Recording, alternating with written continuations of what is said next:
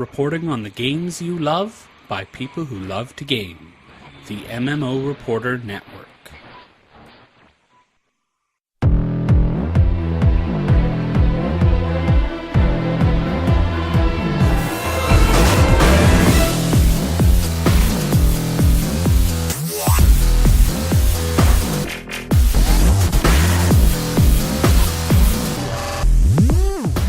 You're listening to Defiance Reporter on the MMO Reporter Network, brought to you by Audible.com. Get a free audiobook download at audibletrial.com/MMO Reporter. And by Doghouse Systems. Choose your weapon with Doghouse Systems.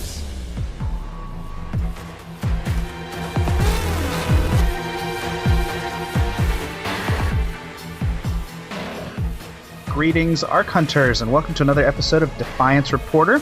This is episode 43. I'm actually joined with Michelle, the lovely Women of Defiance on Twitter, who joins me every week. Michelle, how you doing? I'm good. I'm so glad to be back talking with you. I feel like I'm lucky because we still get to talk about Kenya. So Chris didn't have the last word. I'm so excited. Yeah, that's true. I didn't expect Kenya to be back for another episode, but the way the last episode ended, yeah. I mean, it was kind of inevitable. But technically, Chris is still wrong. And I have to say that right now. This episode has redeemed everything I thought. Kenya is still... And I love that he's not in the chat room or anywhere to basically defend his honor right now. This is what's so great about this. Oh, I will tell him right now. He is on Skype. Let's see. Hey, Chris, we're talking about you. Yep. And you're still wrong about Kenya. There. Yes. I will also say that I always said that Kenya should be dead. So even though I didn't make a prediction per se, I'm going to go with I was right as well. Yeah, we've had this argument so many times between Chris and I, and he's right about this. If Kenya was alive, death would be meaningless. Kenya was pretty much the first meaningful victim of the show. And if she came back, it would be meaningless. Then, of course, Nolan came back, and that was... Well, that deflated my argument a little bit, you know? But there's reason behind every death and every rebirth, okay? All these people who are rebirthed by the hands of the Kaziri or whoever that entity is and what it calls itself, it's meaningful. They may still be dead, but that thing is reanimating them. Right, and so far... Yes, Urzu's kind of resurrected victims. Nolan is the only one that's been human, I believe, and he was like the catalyst that started all this. So technically Kenya, that happened before, so maybe, she wasn't even kind of applicable for that whole thing. But Kenya isn't even Kenya, you know what I'm saying? It's somebody else entirely. Which is so cool. I mean, needless to say, that I thought this was one of the coolest plot points this entire season, even though it wasn't one of my favorite episodes. It's funny. Defiance has a really good track record of recycling old information that they've already given us and bringing it to us in new ways. I mean, we knew about the Indigene spy in Season 1, using Indigenes and implanting new memories. And it's interesting that they bring that back. I'm watching this and thinking, oh my god, Kenya's back. How did this happen? And it doesn't even occur to me that she could be an Indigene. Me neither. Until I still feel like we found out what was going on a little bit too early in the episode. But so she comes back in Defiance and we immediately start, Nolan's grilling her. He's really trying to interrogate her and find out where she's been for the past, year, 9 months. I think at this point in the Defiance timeline, she's been gone for a year. So from the start of the season until now, it's been about 3 months, I guess. And she doesn't remember anything. That's not that odd, right? At this point in the episode, I'm like, okay, that makes sense. Traumatic, being murdered by your Galian lover. I guess I wouldn't remember it either. I mean, you weren't immediately thinking, oh, of course she's one of those Indigene spies, right, Ben? No, not as an Indigene spy, but I was with Nolan. I knew something was wrong, and it was pretty obvious after the grilling in the bedroom, Yeah, you mean the one where he didn't see her scars? Or was there a previous bedroom? Actually, no, the scars was the clincher, I guess. I'd have to honestly say the scars was the clincher. But everything before that, the fact that she only remembered things that Amanda was privy to, and then you think about it, and Amanda's memories were stolen, and that's where some of the dots were connected, but I still hadn't figured it was an Indigene. And I don't know if it's just because I'm a little slow at this, or I was half paying attention at the time. I'm sorry. When Nolan's without his shirt, I lose interest. I mean, I hear you. Doesn't everyone? And Nolan needs his own spinoff, just how he basically solves crimes just by staring at women's bodies. Like every clue in this episode was kind of on some woman's back, between the tattoo on Berlin's back and then Kenya's no scars. He just needs a spinoff. That's like forensic science to a new level. He's very, very observant of these bodies. It is. At least he pays attention sleeping with them. It's not that he's bad looking, because he's not. He's okay looking, you know? I'm losing interest in that character. He's become such a jackass. Yes. It's like when he died and came back, it's not him anymore. Yeah, he came back like a high school douchebag from like Dazed and Confused or something. It's really strange. I totally feel you on that. He's become very cantankerous and very chauvinistic, and it's getting very annoying, very old, very fast. Yeah, you almost have to wonder if Grant Bowler is kind of like, hey guys, I'm a great actor. I can play emotional depth here. And he is good with his scenes with Arissa, but there's really not that many to kind of give him some three-dimensional kind of depth this season. But this episode took it to the next level. I mean, between him always pestering Tommy for no reason. I mean, poor Tommy, why pick on him even more? And just the way he is, even with his interrogation of Kenya, the way he approached Kenya and said, oh, by the way, your sister and I have been sleeping together. I mean, just this whole thing, it was just kind of loserish boring. But maybe it's because he's distracted and he's thinking about his daughter. I'm trying to make excuses for him. No, I wouldn't even make excuses for him at this point. Let's go back to and visit the whole Tommy incident. Chris and I had a discussion about Tommy, and Tommy does deserve some of what's coming to him because he is pouting. He's pouting about everything. Yeah, he's been dealt a bad hand, but make something of of the hand that you've got. And then he turns around and he breaks up with Berlin. Not breaks up. He basically puts Berlin to the side to help Arissa. And that right there is where Tommy started slipping and he gets everything he deserves. Nolan, on the other hand, Nolan's just picking on him for the sake of picking on him. Ever since he came into Defiance and took the gun and the badge, after that point, all he's been doing is picking on Tommy for no reason. And he's so much more powerful than Tommy. It's kind of like, why are you wasting your time? He kind of does this with, I think, people that he has some level of affection for. He poked fun at Berlin. He pokes fun at Arissa sometimes. So maybe this is his way of trying to teach Tommy, like, hey, dude, you need to chill out and toughen up. Otherwise, you're going to let all this consume you and you're not going to keep your eyes on the prize. You're going to lose focus here. Again, here I go making excuses for Nolan when really I shouldn't have to do that as an audience member.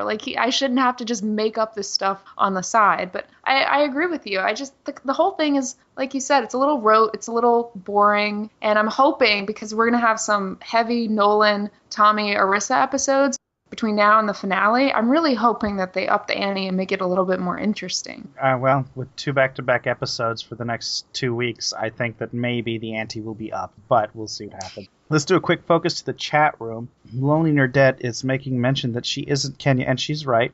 It isn't Kenya. We're tagging her Indo-Kenya, a term that has been floating around Twitter, but at this point, when you're watching the show, you don't know that until the very end. So we're going to be using the term interchangeably, and I apologize in advance. But yeah, you're right. It is Indo-Kenya. Kenya is dead and buried. And then Dickens made a comment about Nolan, saying he's got a master's degree in douchery. Yes, 100%. Douchebaggery 101. Maybe he hasn't actually changed, because in season 1, you could kind of see that side to him. It's just that side was put to better use. So he actually, had a few moral judgments. He was doing things for the better. And now he's not really doing anything in Defiance. Like, he's not really helping anyone do anything aside from discovering clues on the backs of women he slept with. Yeah, at this point, I need more from him. Nick A. Kelly, or I'm going to call you Nick just for short, says Nolan only cares about Arissa and himself. That's actually, I think, quite true. He's proven that time and time and again. So he's very one-track minded in this season. Yeah, but that second part of that statement is pretty much dead on, and I can totally change my opinion of Nolan right there. Because Arissa's pretty much ignoring him, he's taking it out on everyone else. He's not getting along with his daughter right now. She's keeping secrets, so he's taking it out on everyone else. Yeah, that makes sense. That fits in this perspective. I'm happy with that. That's the only excuse I need. That's true. That's a good point. And Tommy kind of said that in the scene where he punched him. Yeah. Let's go ahead and talk about this episode and do a recap. Painted from memory. Michelle, you want to go ahead and do some of that recap for me? Sure. So now that Kenya's back in Defiance, it's of course up to Nolan, the lawkeeper, to try and figure out exactly what happened to her. And this is kind of difficult considering that she can't remember much of anything that happened to her. She does recall being held captive by a masked, goggled man for the past 3 months, but she can't really account for anything prior to that. And even though Nolan did not go to high school, he can do math, and he knows that we've got some missing months here to account for. And, eventually Kenya does have flashbacks throughout the episode, kind of the same flashback, a test tube, water, she's in it, she's being broken out of it. So these kind of images, visions that kind of allude to, I keep wanting to say Eddie McClintock, Gordon McClintock from season 1. So it's kind of like in the back of your mind, but you still don't really know what's happening. Right, Ben? Like it was just all kind of fuzzy right there. Yeah, that still early on. Astronaut McClintock, was in a similar situation. I mean, the reason why the scene didn't trigger that same memory for me is because McClintock was pretty much hanging in an egg sack, and this looked more like it was a laboratory deal. So it was, to me, I thought it was a completely separate incident, and I know it's such a small nitpick, but that little nitpick kept me from falling right into it's an Energy cloned crap. So that's true, because McClintock was in something that was a little bit more goopy or like gooey, and Kenya was only in water. Yeah, and so and she was only half baked, so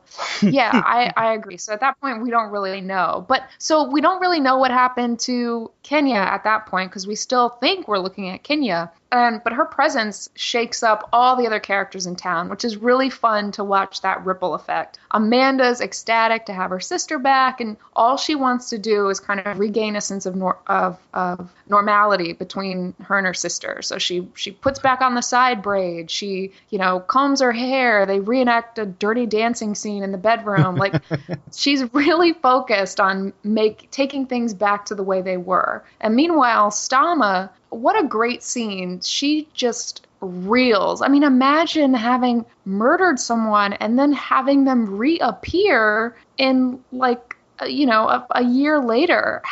I just want to know what was going through her mind at that moment. Oh, you know what was going through her mind. You could see it written all over her face.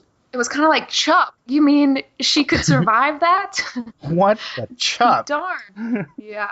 Oh, poor Stama. That was a great look, though. It was, and she rushes out of the Needwant with her Mariah Carey wind fluttering her hair and 4 non-blondes playing in the background. It was kind of a crazy scene. What was up with the 4 non-blondes all through the episode? I don't know. It was kind of strange. Years ago. I loved the song years ago, but not. It seemed so out of place. And was there some Imogene lyrics to it too? Yes, it was a Vote 10 remake of 4 Non-Blondes, which just screams Kevin Murphy. And it's so weird that you kind of have to... That's that quirkiness of Defiance, that the fact that you're paying attention to it, the fact that we are actually processing, wow, we're listening to 4 Non-Blondes while Jamie Murray as Stama is running out. It's just kind of, sometimes to me, it's a little heavy-handed, and it takes me out of the scene. But at the same time, it's so weird that it's awesome. Does that make sense? Yes, it totally makes sense. It's almost like a nod to the fans and the viewers. Say, hey, I know that you guys are engrossed in this, but you know what? We think you're awesome, so here. That's right. And Death to Dickens in the chat room says, the best part of Jamie Murray... Well, I'm making this part up, but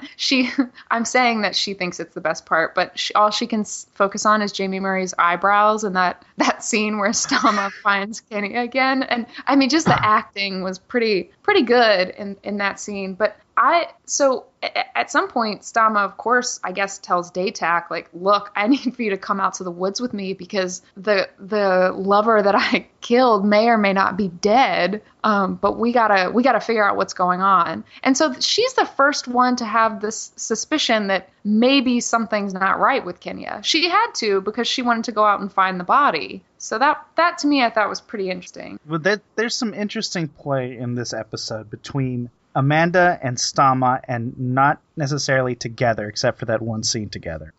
They both acted phenomenally. One a little obsessive crazy, and the other one a little crazy obsessive. And it was just fantastic. I loved them both. Yeah. Their reactions to Kenya's reappearance definitely made the episode because they were so divergent. They both went on such different paths of accepting, what was going on. And it's just, to me, it's a parallel. Stom actually says something in the episode to Amanda. She's like, you have to stop thinking, or she says to someone, you have to stop thinking like a human and start focusing on what's actually happening, or something to that effect. And it's just such a great parallel for all the humans in Defiance versus all the aliens. Like, the humans are so stuck on what they wish Earth still was in some ways. Nolan wishes Arissa wasn't going through what she's going through. Meanwhile, the aliens and the Votans are kind of accepting what's happening and just trying to adapt to it. Yeah. Pretty cool. So all this is, Stama takes, back to the episode, Stama takes Daytak into the woods, and they have an amazing scene together. I mean, chat room, chime in. Almost Shakespearean. It really was. And just, I love the way they cut the scene. Stama's first question is, how long can a human survive underground? And it's just their interplay. It was such an old married couple interplay that it was just so, so funny. I loved that. And then how she marked the grave was great. Yeah, with lavender, that kind of, which I'm guessing is like the kudzu of New Earth, like it just spawned and went crazy. That's just, first off, I don't know how a field that big grew in just a year. I mean, plants are seasonal, yes, but they don't spread that fast, I don't think. Fias, chat room, you got to correct me on this if I'm wrong, but I don't think a field of wildflowers can spread that much within one season. That was insane. Unless she just happened to plant it. Well, she did plant it in winter, didn't she? So those plants were probably already established, and she didn't realize that field just turned into a sea of blue in the spring. That's just hilarious. Especially as much as we see Stama always carrying around flowers and focusing on flowers, you would think she would kind of know this. I always see her carrying around those death lilies. I don't know about different flowers. Always ready to poison somebody. Arissa Wi-Fi in the chat room says that Stama's cursing in the fields while she's digging holes. First of all, you can tell the Tars, even Daytak, you can tell they've never done manual labor ever on New Earth. And the fact that they're standing there doing it, they're both just incredibly pissed off. And the fact that Jamie Murray could utter those cast-in curse words that well and that believably, she's almost, that was like MVP of the first half of the episode. She did that amazingly well. I can still picture her in my head, throwing down that damn shovel, cursing her heart out and stamping her foot, and frustrated as all hell. And then Daytak finding the skull, and her sudden quick change to almost an erratic delight. So that you really found him. She takes the skull. First off, she asked the skull. I'm surprised she asked for the skull, because if I was in her frantic state of mind, I would have yanked that skull out of Daytak's hand and been like, that's mine, give it back to me, my precious, But she asked for it. Like, she was trying to maintain her demeanor. She just had that little grip over her sanity. And then when she got it, she let loose just a little bit and sniffed that hair. Did you see that? Yes, I saw the sniff, and it was so creepy, but yet so appropriate, because how else are they going to know that is Kenya?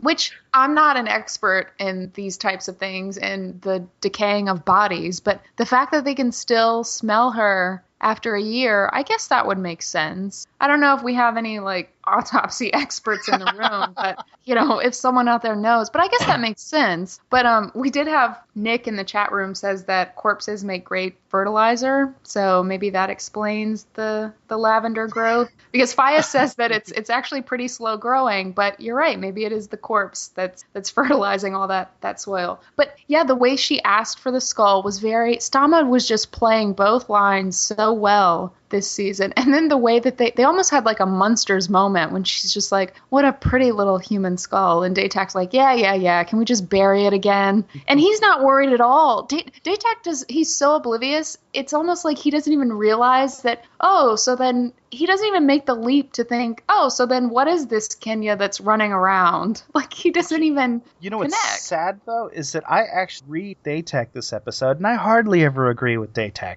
Ever. That he was like, the dead should stay dead. The dead should stay buried. Don't bother telling anybody. Just put it back in the ground and go about your day. Your curiosity is sated. Forget about it. Well, agreed. But then don't you have to... I do agree with that. But then from Stama's approach, I can see her thinking like, well, whoever this Kenya imposter is, what if they have all of her memories? What if she thought maybe they got Kenya's memory? I don't know what she thought, but she was still freaking out. Yes, okay, there was that loose end. It was established before the digging up of the bones that Indo-Kenya had lost her memories, and she told Stama that before digging. Yeah, so she did know that.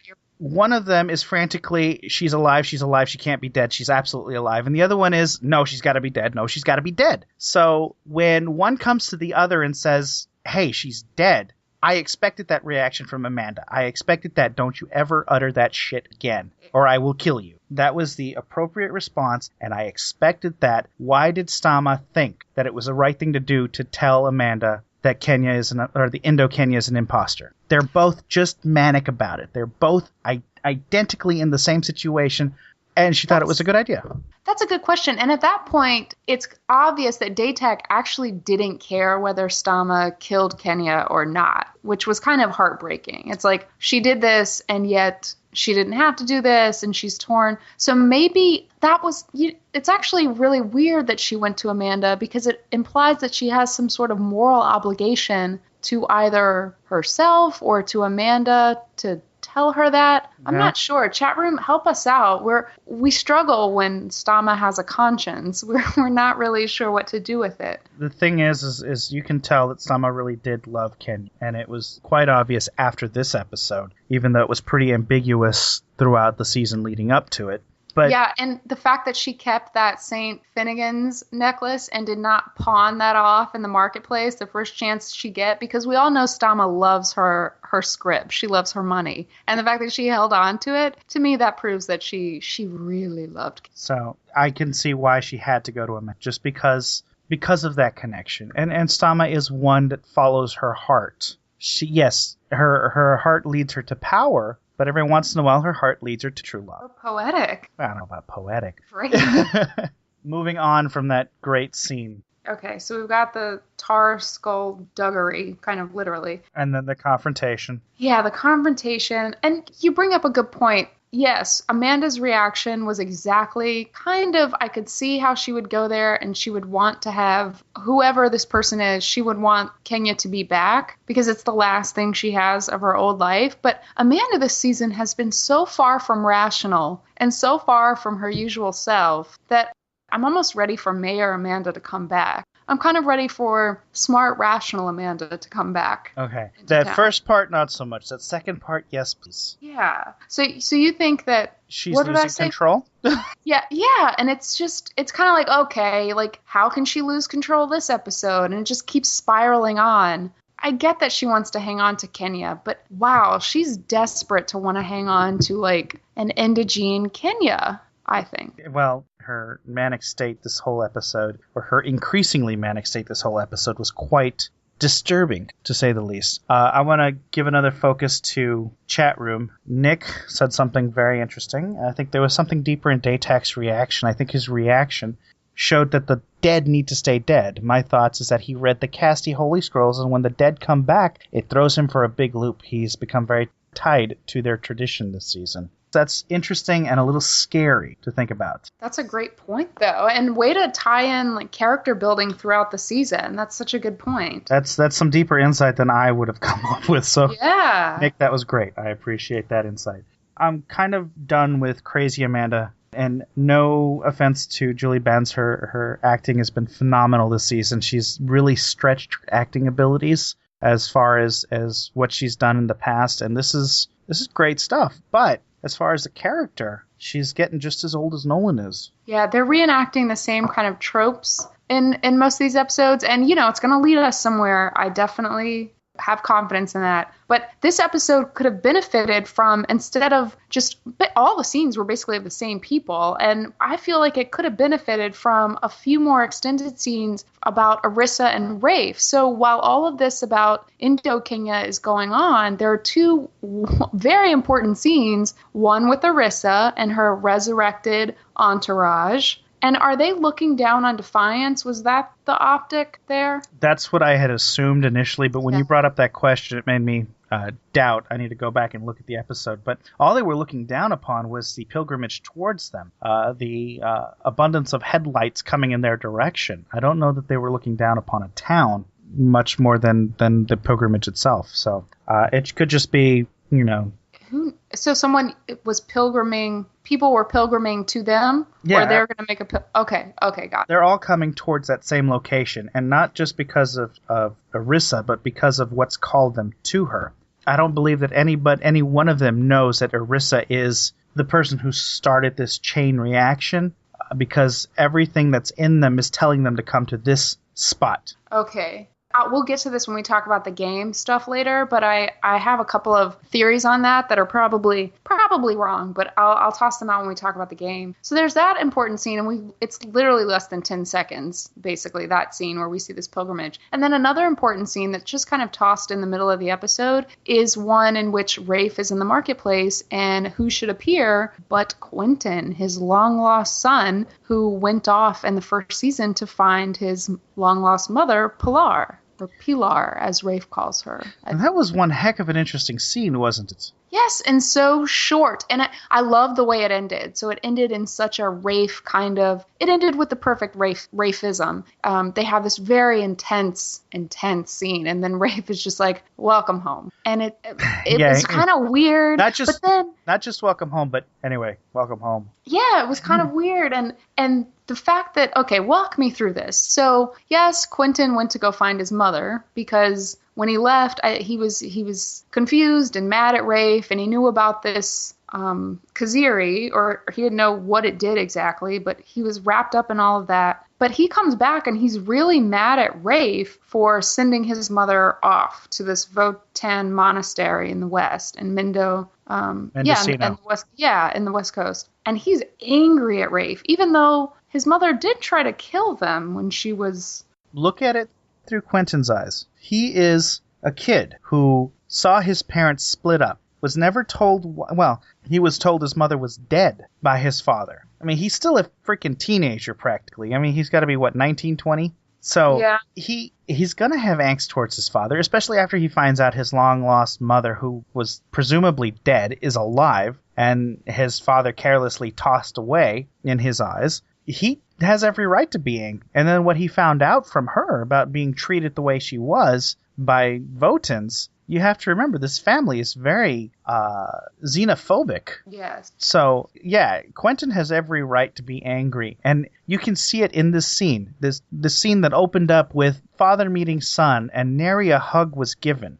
You can see Quentin, his facial reactions to the conversation change. You can see it in his eyes. And Justin Rain is a great actor for this, but I could see him doubting himself because his father told him, look, she was killing you guys. I had to choose between you and her, and I chose you all. Yeah, you're right. That's why it was such a kind of a potent scene, because things were being said, but you could kind of tell there was a lot going on underneath what was being said. And that's why I kind of wish the episode would have spent a little more time with these other relationships and these other kind of blips that they put in there. But, we had a lot. We did have other really cool things going on in the episode, like Doc Yule. Oh my gosh. Like, chat room, I know, and Ben, I know Doc Yule can't do anything to make you not love her the way that you do. And same here. I may love her, but this episode has shaken that foundation. Really? I still love her, but... But you hate yourself for it. Is she a bad guy? Is she bad? I don't know, because she said she was working towards the good of Defiance, and I believed her, and this is such a betrayal. What is her end game? Welcome to Nerds Being Relationships. No, I'm just But no, I get you. It's like, I don't know if this is Trina Keating, like her expressive eyes. I don't know what it is, but at the same time, I still believe that she is doing good. Oh, I know why I believe that I'm still on her side, because anyone who makes fun of Pottinger, I'm immediately on their side. So she kind of at the end threw Pottinger under the bus, and I'm kind of like, okay, I'm all back with you, Doc. Because we do know why she was doing this. Pottinger sprung her from prison do this stupid scheme. I forgot this is another point of the episode that we haven't talked about yet. This whole Indo-Kenya was Pottinger's brainchild, and it is the most inefficient way to go about getting a date with a girl that I have ever seen. Okay, well, first off, let me just say, how the heck you advance in the Earth Republic if you can't fire a damn gun correctly? Thank you. Oh my god, he missed twice. Don't you have to pass some kind of marksmanship course? I mean, oh my god. And he was at close range. It's not like, well, maybe he could have missed the Indo-Kenya. Like, she's done this before. But Doc, I mean, she's not used to sprinting away from gunfire. That was so ridiculous. The other thing that I want to bring up is I do not believe this is all about getting Amanda's panties so wet they fall completely off, you know? I don't think that that's the end game. There's got to be something deeper because he is infatuated with Connor Lang, and we saw that the last episode. He is so infatuated, he's sick. And Amanda has something to do with that. I just don't believe that him trying to make Amanda fall in love with him is the end game. There's got to be something more. This character has proven time and time again that there's a little more insight to his plans than we see. And it can't just be that. It cannot just be to get Amanda in bed, to have Amanda fall in love with him. There's more to it. Yeah, I agree, because the way things are being played, I don't actually think that Pottinger wants to have... I don't think he wants to sleep with her, or if he does, I agree, it's to be closer in some weird way to Connor, or maybe I'm really hoping that, as Fias says in the chat room, that he's not just some sort of Scooby-Doo villain, and that he's such a smart guy, he has to have a greater aim. But then I want to point out something in the chat room that Nick says, because I didn't catch this, and so I just want to point it out to people to kind of go back and look at. So Lev, Doc's old lover who tragically took her own life, she says... You mean the one that's haunting her through her ego right now? Yeah, Nick says Yule's long-lost love is one of the members of Urzu's army. I didn't catch that in that whole, resurrected posse, but wanted to shout it out in case people did. If that is true, that is very interesting. Well, we don't know, actually, when she killed herself. But we saw in Doc Yule's flashbacks her with her wrist cut, lying dead on the floor, you know? It's kind of hard to believe that even back then, the Kaziri would have infected her. Because if she somehow managed to save her life, which I doubt, it would have had to have taken some random chance that somebody would have infected her between then and now, and there's quite some time that passed between them. Now, if it's true, I'm very interested, but I'm very speculative. Our fact checker, Lonely Nerdette, in the chat room is on it, so she'll probably let us know before the episode's over. But I love this chat room banter that's going on. So they're working that out in the chat room. But yeah, Doc, Yule, and Pottinger, the best part of the episode was when she's like, you know what, I am done with you. This is ridiculous. This was a stupid scheme. Like, Doc's not used to being used. She's not used to using her amazing powers of knowledge and technical foresight to do stupid stuff. And she's like, I'm over this ridiculous stunt and I'm throwing you under the bus. So she basically says all of his plans, which, to reunite the sisters, and it's just so stupid. And granted, she did that just for the benefit of us as the audience, because Indo-Kenya probably didn't care about this. Did you find it interesting that Indo-Kenya's former memories as a Votanus spy were kind of coming back? At least not her memories, but at the very least her reflexes. Yeah, because she had some quick with the gun holding, and although, well, the gun holding, the bullet dodging, and then the wrist snapping of Amanda. Oh, that wrist snapping. Oh, poor Amanda. That was so painful to watch. That was like crushing both her arms and her arm and her dreams all in one. It was just so symbolic. But yeah, her reflexes were coming back. And I'm guessing that's because Indo-Kenya was only half baked. Like, she wasn't full gooped up Kenya yet. She still, the process just went completely wrong because, walk me back through this, because she was with the Earth Republic. They were baking her up. And then that's when the Votans broke in and got her. But I'm not sure how they knew what was going on there in that laboratory. I don't know that she was half-baked. I know that she was released earlier than she intended because, and this is what got me confused. Doc Yule was creating not a clone, but an implanted person inside of an Indigene or an implanted personality inside of an Indogene Votanus Collective spy at the behest of Pottinger. Meanwhile, we have some rogue, E-Rep soldiers at the behest of Pottinger to raid that facility and kill everybody but this particular one. So is he working two angles, or am I just misunderstanding the situation and those people really work for the Votanus Collective? Right. It's like, well, then he had to double his own. Wait, okay, now you're blowing my mind. Okay, how did they? Okay, they never. Okay, never mind. No, Pottinger never had to find a body or anything. He knew Kenya had been missing. But the thing is, what makes this all so stupid is that Pottinger didn't actually know that Kenya was dead. So what if one day the real Kenya had walked back into Defiance to meet her clone? Would then, he just have looked at Amanda and been like, sorry, but, glad we slept together. Like, it was just so poorly planned that... I honestly think that everybody, absolutely everybody but Amanda believed Kenya was dead. So it was pretty much a surefire bet that she wasn't going to walk in on her clone.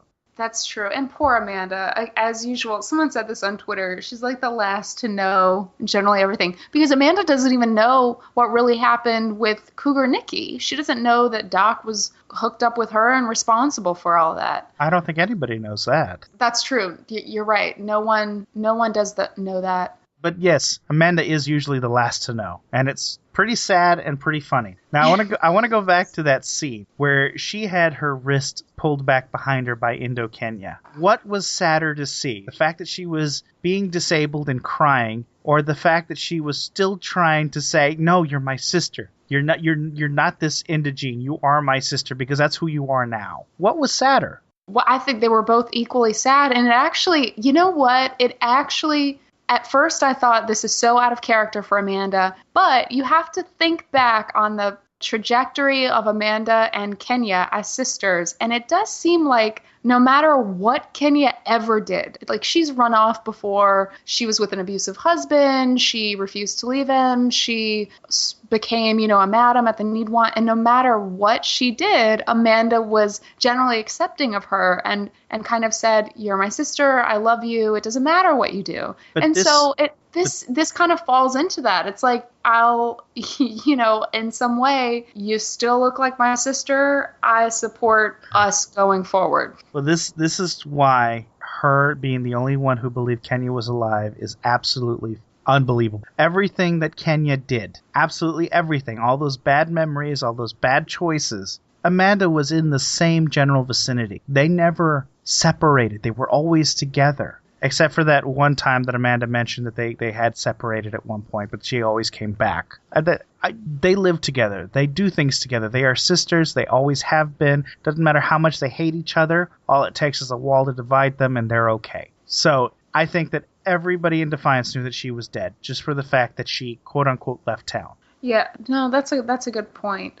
Nick makes a good point in the chat room when we were talking about the dumbness of Pottinger's idea, and it was still stupid. But if the real Kenya had ever appeared, Nick does say he wouldn't think twice about just taking out the real Kenya and leaving the clone Kenya in place. Oh, my one qualm with Doc Yule, and come on, Doc, you're smarter than this, but the whole weird scene, I hated the scene of Kenya in those virtual reality goggles where they're doing that lobotomy. Like, Doc Yule's going all Hannibal Lecter on everyone. And so they put on the virtual reality goggles. And then Doc waits until the process starts to squirt this white liquid into Kenya's IV while she's slowly building some sort of memory orgasm. And it was all so slow and so pointless because we know who Kenya's about to see. She's about to see Doc. And yes, we know that they're not going to actually let Indo-Kenya see that. That whole scene, I felt like just could have been completely cut.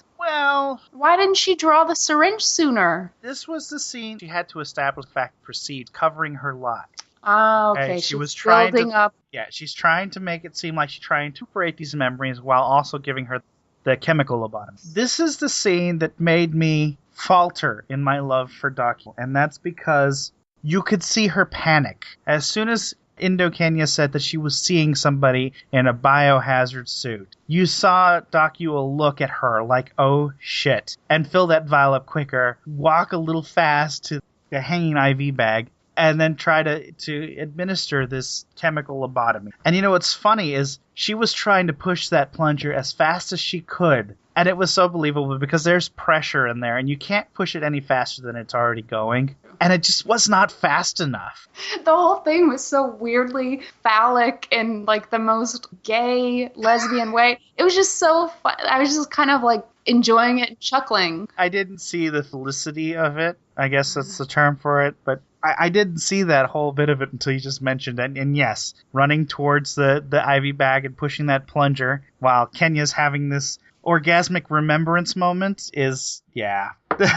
Yeah, and then, I think Hellbugs wrote a Tumblr post on this, and I'm sure other people, I know Raven on Twitter picked up on this, a lot of people did, but the fact that Indo-Kenya was just infused with Amanda's memories, if you go back and rewatch the episode with that in mind, what she did remember was just very interesting. She remembered the duct tape bra, and then she remembered that, that really hurt when I took it off, which just so is probably like Amanda's own interpretation of what a duct tape bra must feel like, and it made me chuckle. Don't forget, in the beginning of season 2, when we saw Amanda running the need want, wearing her black outfit and her veil, she was duct taped underneath. She totally was duct taped, so she knows. She knows how sticky that tape is. And this was before her memories were stolen. So I think it's just a combination of all those memories put together and an inference made by the indigene underneath Kenya's mask. Wow, I think unwittingly we kind of went through our recap, which is, but the last part of it. So Doc throws Pottinger under the bus, Pottinger throws Doc under the bus, and Doc runs to Daytac. And then my favorite moment, Daytac, just the audacity of Daytac it's like a tome of, like, it should be the written word called The Audacity of Daytac. Doc comes to him and is like, I need your help. And he's like, you didn't help me dispose of my handmaiden. Not even acknowledging the fact that the reason Daytac is out of prison is because Doc Yule sprung him from prison just so that she could use him if she ever needed him. And he just completely didn't even think about that. I realized I didn't finish my thought from earlier, and this brings back that same point. The reason why my foundation for Doc Yule has been shaky is because of her panic in that scene in the doctor's office, and her desperation, where she was practically begging Daytac to save her, to rescue her, to find a solution for her. That's not typical Yule, and that makes my heart yearn for her, but also makes me question my faith in her because, yes, she turned on Pottinger very quickly. And I'm glad she did because Pottinger Pottinger leaves a bad taste in my mouth. That's all I'm going to say. It's just awful. Yeah. She's becoming more and more human and less indigene. And she's also got this mean streak. We know that she's done some atrocities back in her day during the Pale War, but she's been trying to do good since, up until this point. What is the purpose of bringing Kenya back? Oh, I thought about this because because you're right. She has not gone back to her so-called evil ways for a long time. Everything that she's done in Defiance has generally been for the greater good. Killing Nikki, helping out in the pilot episode. And for a minute, I thought that maybe even in the last episode of Defiance, she kind of helped Amanda out, gave her some, drugs, etc. She was kind to her. And in some way, I thought maybe Doc, in her own twisted way, was thinking, what harm could it do for Amanda to think that her sister is back? Like, she expected her experiment to fully work and probably thought, well, who cares if it's an Indo-Kenya or not? Amanda will think her sister's back. Well, I don't think that it matters whether or not it was a Kenya or an Indo-Kenya. Amanda was happy either way and was willing to accept Indo-Kenya. So, true. Yeah, that plan would have worked absolutely flawlessly. Which is just so sad that it kind of didn't, because now we don't have, Mia Kirshner anymore, even though she clearly could come back because they just sent her. I think she was on her way to Cedars, maybe to see Erin, the neurologist. You're right. She could have been. Well, Erin is in. Oh, she's on the West Coast, isn't she? She's in the Bay Area, so she's not quite near Cedars, and Cedars is supposed to be near the Colorado area, if I remember right. Anyway, did you notice the San Francisco Bay Bridge? The Golden Gate Bridge. The Golden Gate Bridge. In the scene, while she was on the land coach. It was intact. What? No, I did not notice that out of the window of the land coach that she was in. It was intact, and I think that's just a continuity error. But man, that is a big flub. the whole attraction to the Bay Area, the whole iconic image is the broken up Golden Gate Bridge. Well, right. That's even in promo photos, okay, this whole thing's kind of weird because they would have had to create the Golden Gate Bridge. Like an art department would have had to create that for this scene, which means if they have to create it, then why wouldn't they just use what they already have? That's kind of strange. Yeah, it's got to be a complete error, and it's a pretty big. Fias addressed it in the chat room. He said that was a post-production error, according to Trick. Oh my God, Defiance! It would have to be, but okay. I mean, it's a mistake, and honestly, it's a pretty big mistake. So I'm sorry to see it, but the Bay Bridge, the Golden Gate Bridge, is not intact. You cannot drive over it. It is fucked up, just to say the least. The terraforming mishap tore that bridge in half and curled it like it was tinfoil. So, but interestingly enough, the fact that you could see that out the window implies that Indo-Kenya might be headed towards the Bay Area. Now, we haven't heard anything from the Defiance game crew yet about Kenya being in that area, but it's a pretty strong possibility, it looks like. Yeah, and Lonely Nerdette in the chat room says that Trick wants to bring India into the game, which could be very, very cool and would hopefully kind of act as a bridge during this break into a potential Defiance Season 3, where I would hope that we would spend more time in the Bay Area just in general, and in-show as well as in-game. Well, the whole point is to keep the separate because it's two separate entities tied into the same universe. While the stories may crisscross each other, it's still independent so that you as a viewer don't have to venture into the Bay Area and know what's going on. That's true. It's fun to know. Yeah, and we're going to go over that in the second half. There's a lot of information in the Bay Area that you as viewers should absolutely know. So, but more about that later. I want to talk about the fact that Doc Ewell is now in Old St. Louis. The imagery was familiar, I think, from season 1, but I didn't know where they were until I went on the website and looked at Inside Defiance. That's how I figured out they were in Old St. Louis. How's she going to survive in Old St. Louis? I thought Rafe was the only one that kind of knew the ins and outs of the old city. Well, I don't see it being hard for any kind of drifter to be living down there, and I'm surprised she'd be the first squatter down there. Yeah. Oh, well, true. Why would they take her to Old St. Louis to hide out if that's kind of the most obvious place that somebody would run off to? When they were in Old St. Louis in season 1, why were they there? Were they looking for hellbugs? Where were they? They were chasing after Ben, the indigene. Yeah, Ben, that's right. Yeah, I don't know why they would put her there unless they think that she would have enough lead time or it's so confusing down there no one would be able to find her. I don't know.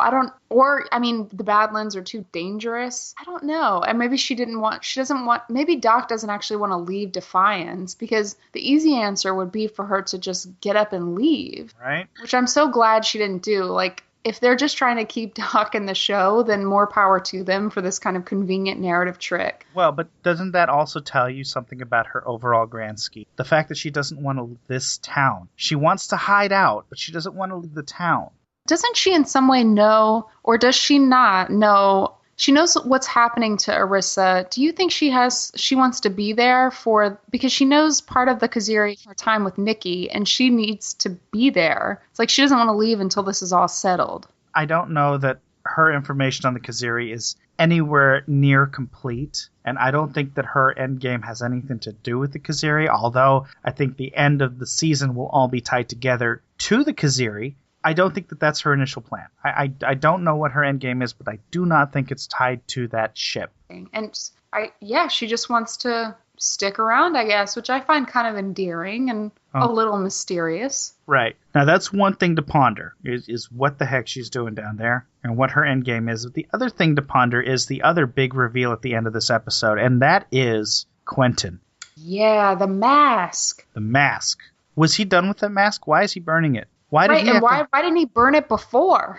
Why did he have to hide his identity? Now, this brings in a bigger question. Is he working for the Votanus Collective, or is he being a spy? Is that what the mask was for, to hide the fact that he's a human? Because it also had a voice modulator. It made him sound like dark matter, practically, you know? Yeah, I think I don't think he's actually in with the Votans. I have two theories, and they're both completely opposite of each other, that I'll tie into predictions. But my first instinct is to say that because when he was talking about his mom, he was not happy with what the Votans did to her in that monastery. So I find it hard to believe that he's working with the Votans. It kind of is, especially since, mom was abused, Right. so it was mentioned in the episode. I mean, we don't know what's true and what's not. For all we know, Pilar is making all this shit up. I mean, Quentin doesn't know. He's gullible. He's naive. He's looking for his mom. Right, and Pilar may not know exactly what's been happening to her all this time either. I mean, she hasn't had meds or anything, and it's clear that she probably needed medication. So who knows? This is why I just can't wait to see, Linda Hamilton, what she's going to do in these next few episodes. I thought she was supposed to come this episode, and I'm kind of disappointed that she wasn't. I know. I don't know what she's gonna, but I heard something in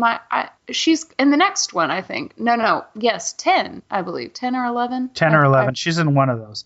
What do you think is going on between Quentin and Pilar? Do you think that Quentin is a spy? And he's infiltrating the Votanus Collective just so that he can find their ways and kill them all? I think that's an impossibility. Yeah, I agree with you. I don't think that's his endgame. I don't know why he's infiltrating, or if it's even him infiltrating the Votanus Collective. It could have been something else entirely, I mean, he could be working for EREP or trying to infiltrate EREP. I mean, I don't know what's going on. Like I said earlier, I didn't know if it was the Votanus Collective or EREP raiding that cloning facility and killing off those clones until they got to Kenya. Or if it was the Votanus Collective. I don't know which group it was. So I need to rewatch that episode, get a little more insight into that, and find out what Quentin is up to. Yeah, I think it would be almost more interesting if maybe, well, you know what? I think he's telling the truth when he's talking about his mother and he says the Votans treated her horribly. I don't think he's lying about that. I don't think he's capable of lying about that. So that leads me to believe that he's doing this in order to go against the Votans, which means that in some way he's going to be going against Rafe because Rafe is working with Daytac to get weapons from the Votanus Collective. So I find this whole setup very intriguing. Daytac may be trying to influence the Votanus Collective, but Rafe is just trying to lead a rebellion of his miners. So it's not Rafe working with the Votanus Collective, it's Rafe working towards the interests of the town, while Daytac is just trying to get influence from the VC. So there's a lot of political intrigue and push and pull here, but it's still not clear who is what and what's going on, because if you guys have been playing the Defiant Few, there's an even broader thing going on. It's not just VC versus EREP. So, and we'll discuss that later, but this is getting a bit complicated for me. I hate to admit it. Okay, chat room, we're going to really rely on you for the next couple of shows where we have to try and digest 2 episodes in one night. It's going to be even harder to do this. Isn't it interesting that I kind of find, first of all, Justin Rain looked good. He's been doing some P90X with Jesse Rath and Deshane. He looks like he's been doing some growing up out in the wilds. Wow. I was just so impressed. From a teenager to a man.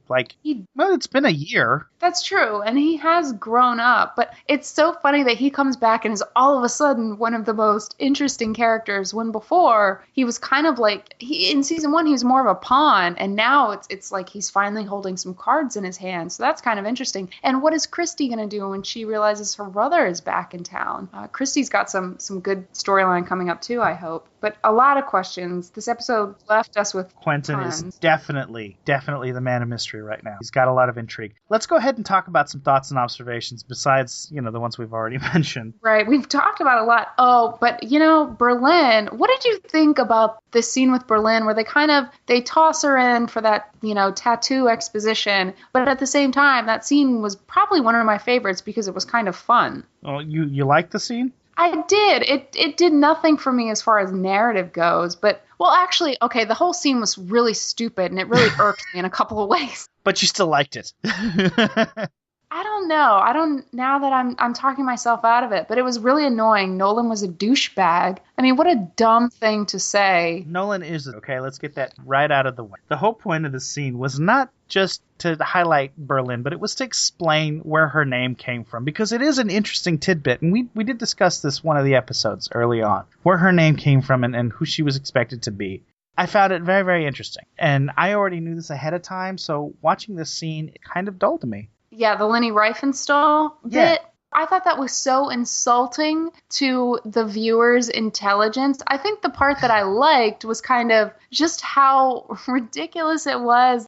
Like, they really were working up to some sort of weird threesome, talking about each other's names, and it was just kind of so weird. But I did like knowing that Kenya's name came from the destruction of Kenya, which made me kind of uncomfortable. And I was just like, well, that's a weird way to name people. Well, it was also great foreshadowing for the rest of the episode, with the fact that Kenya was destroyed. Ooh, good point. But you're right. This scene was an insult to the viewer's intelligence, because a lot of us took this episode. We love this series. We go to the website, we view the Sci-Fi Sync, we do research, and we know. We knew where Berlin's name came from. We knew about the accident in Kenya. It really was kind of an insult to viewers, but I can understand why the network would do this, or why Kevin Murphy would do this, and that's because not everybody is a rabid fan like we are. So that's true. That's true. Maybe some people did not know, and maybe it's just a reminder. I don't know. The whole thing was just like a lesson on how to spit lame kind of game to the girl that you may or may not be having a threesome with. It was just, I mean, in that regard, even Berlin's attitude, I'm really deciding I did not like this scene, everyone, but Berlin's attitude, like, she's so like, oh, I'm a cool girl. Like, I'm so cool. Like, she's not, Nolan comes in and says this to her, and she's not fazed one bit by it. And she's, I don't know. But she is the cool girl. She is awesome. I love Berlin. I do, which is why. And she can pull off the cool girl very, very well. She does. And Anna Hopkins is really good at it. Maybe I was just more obsessed with the fact that they thought we didn't know that Berlin was based on this historical character that a lot of people probably knew, because anyway, that the whole scene was kind of weird. And then the fact that Nolan just kind of solves this bit of mystery because of the tattoo on her back. That's what irked you this scene, is Nolan. And you know what? He's turning a lot of people's stomachs right now. And it's just because he's turning into a frat boy more than he's turning into the Han Solo of this whole, ensemble. So, I wasn't too happy with that scene at all. Since we're talking about scenes, favorite scenes and dislikes, let's go ahead and go into that. Yeah, I already said this, but most of the scenes I would have liked to have seen in this episode weren't actually in the episode. So I wanted to see the scene where Stama goes to Daytak's bachelor pad and is like, you won't believe what just happened. Remember the lover that I swore to you I killed? Well, she just showed up at the Needwant. I just wanted to see her convince him to go into the woods and look for her body. I just think that would be so funny. So I want to see that in deleted scenes. I really, really loved the fact that whole interaction between Stama and Daytak was so odd couple that I loved it. It was subtle humor, but it was humor nonetheless, especially for the experienced viewers who know this couple, who know what's going on, and the fact that they still love each other, but they're not allowed to see each other anymore. It was very Shakespearean, but it was also very Odd Couple. It was humorous, it was light, it was also very heavy and crazy. I have to give it to the writers for that scene. That was really good, as well as the actors, because they played it very well. Daytak with his can-do attitude, can't care less attitude, and Stama with his frantic craziness. It was a great scene. It was. Did you like the flashback scene? I thought it was really, really short. Okay, which flashback scene are we talking about? With Amanda and Nolan walking down the streets of Defiance?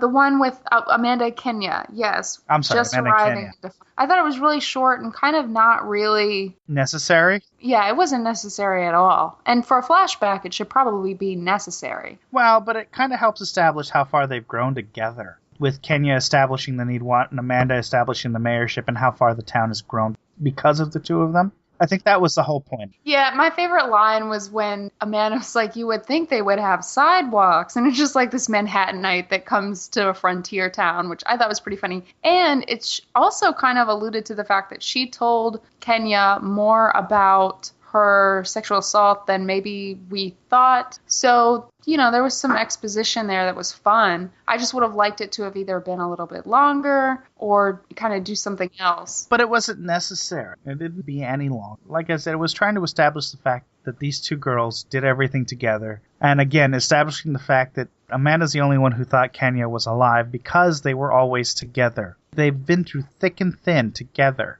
When Amanda was going through a traumatic experience, Kenya picked everything up and left with her to this new frontier town. And look how much this town has grown because the two of them have arrived there. It was a very short scene, but a lot was implied with it.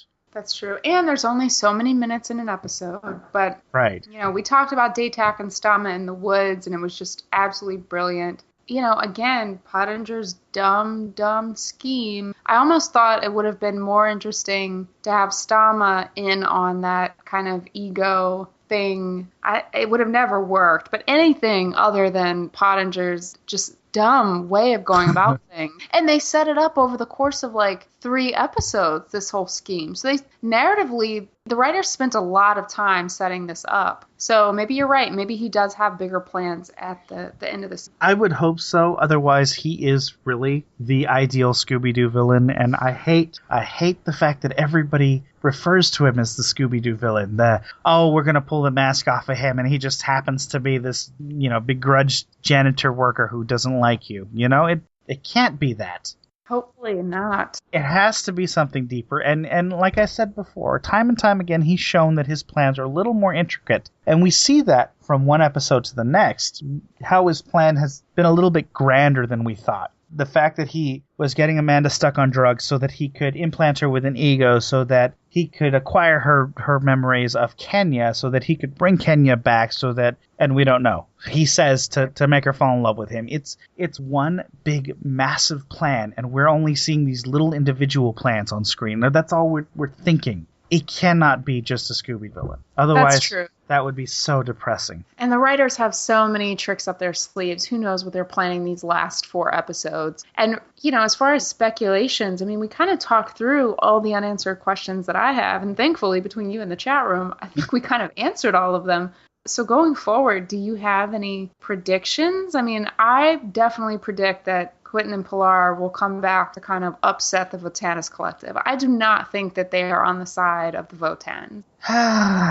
Unfortunately, my predictions are all pretty easy, and that's because they're all in the previews for next week. As far as a true prediction, I really don't have one. I'm kind of riding at the seat of my pants right now. I'm just going from one episode to the next, trying to figure out what's going on. I do predict that Pottinger has a bigger plan. That I can get. Do you think, and the pace of these, it seems like the pace lately is just moving so fast, and of course it will be doubly so in the next couple of weeks, that it's almost like predictions just don't even matter, because since sneak peeks come out kind of the day after an episode airs, it always kind of answers some question. Well, look at Mercado. We haven't got a lot with Mercado. We've gotten his idiosyncrasies, his fetishes, but other than the fact that he just doesn't like Pottinger, and not unjustifiably so. He doesn't like Pottinger because Pottinger is an arrogant twat.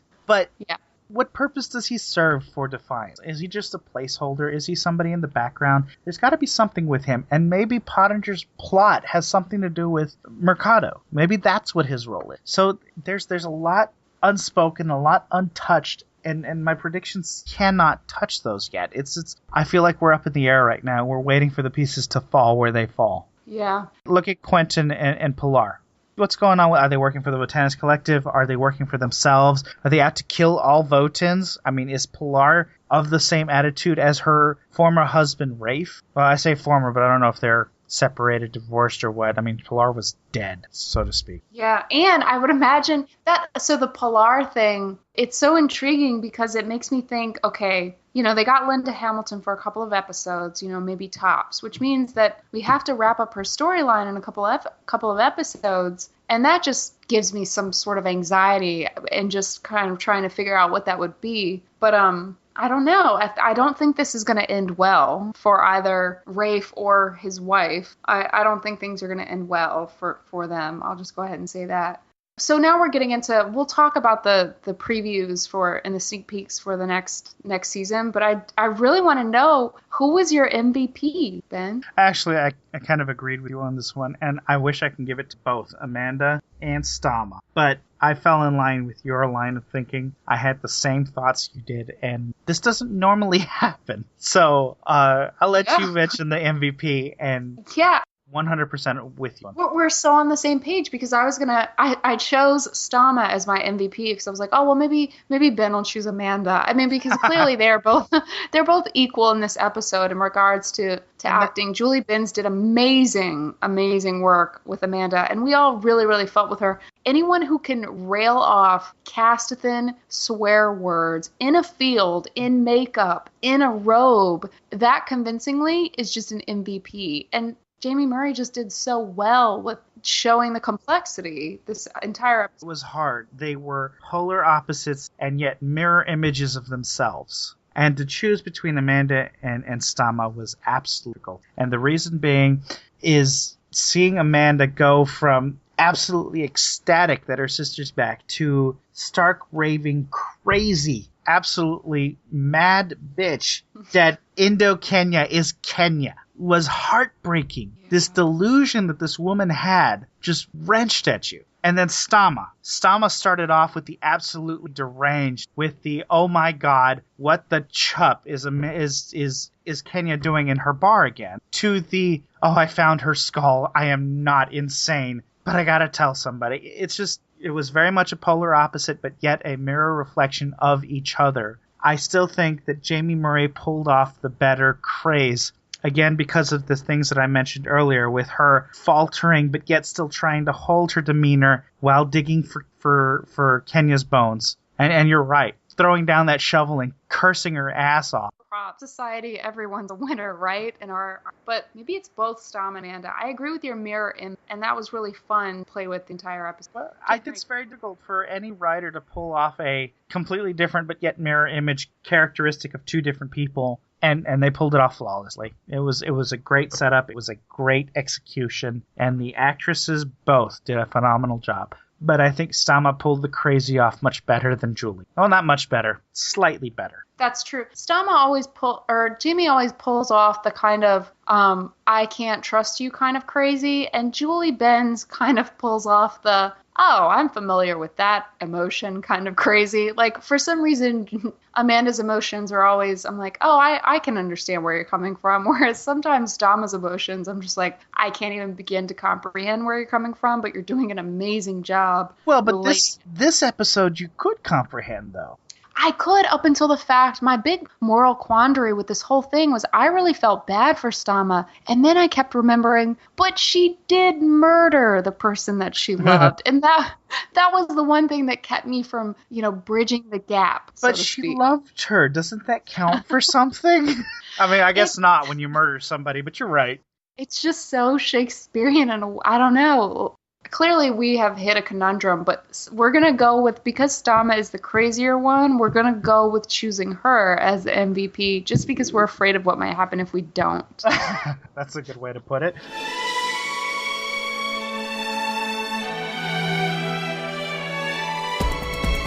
Off the set.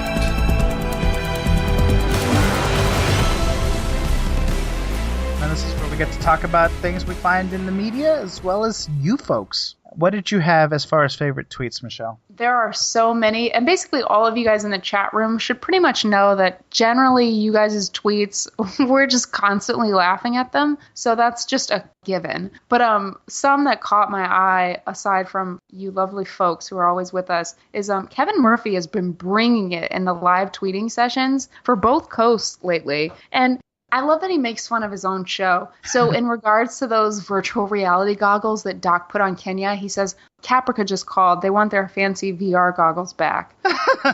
Which is just kind of hilarious. It's just so funny. I didn't see that tweet, and that was actually pretty... It's funny.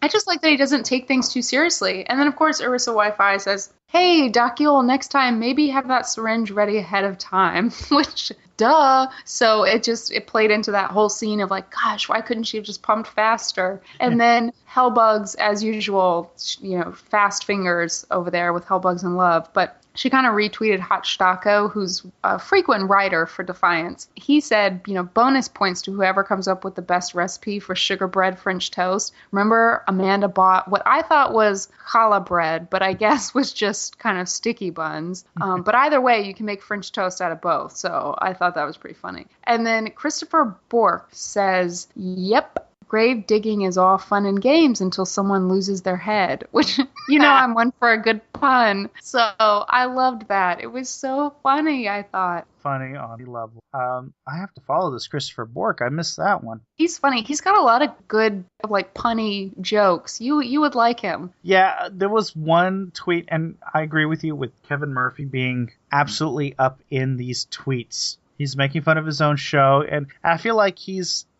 because he knows the show inside and out, he's ready. He's ready for these tweets. He knows what he's going to say. But this particular one caught my eye, and he says, thanks to Neil himself. And for those of you who actually know who Neil himself is, that would be writer Neil Gaiman. He says, thanks to Neil himself for that eulogy Amanda gives here. I cribbed the ephemeral equals precious idea from something Death said once.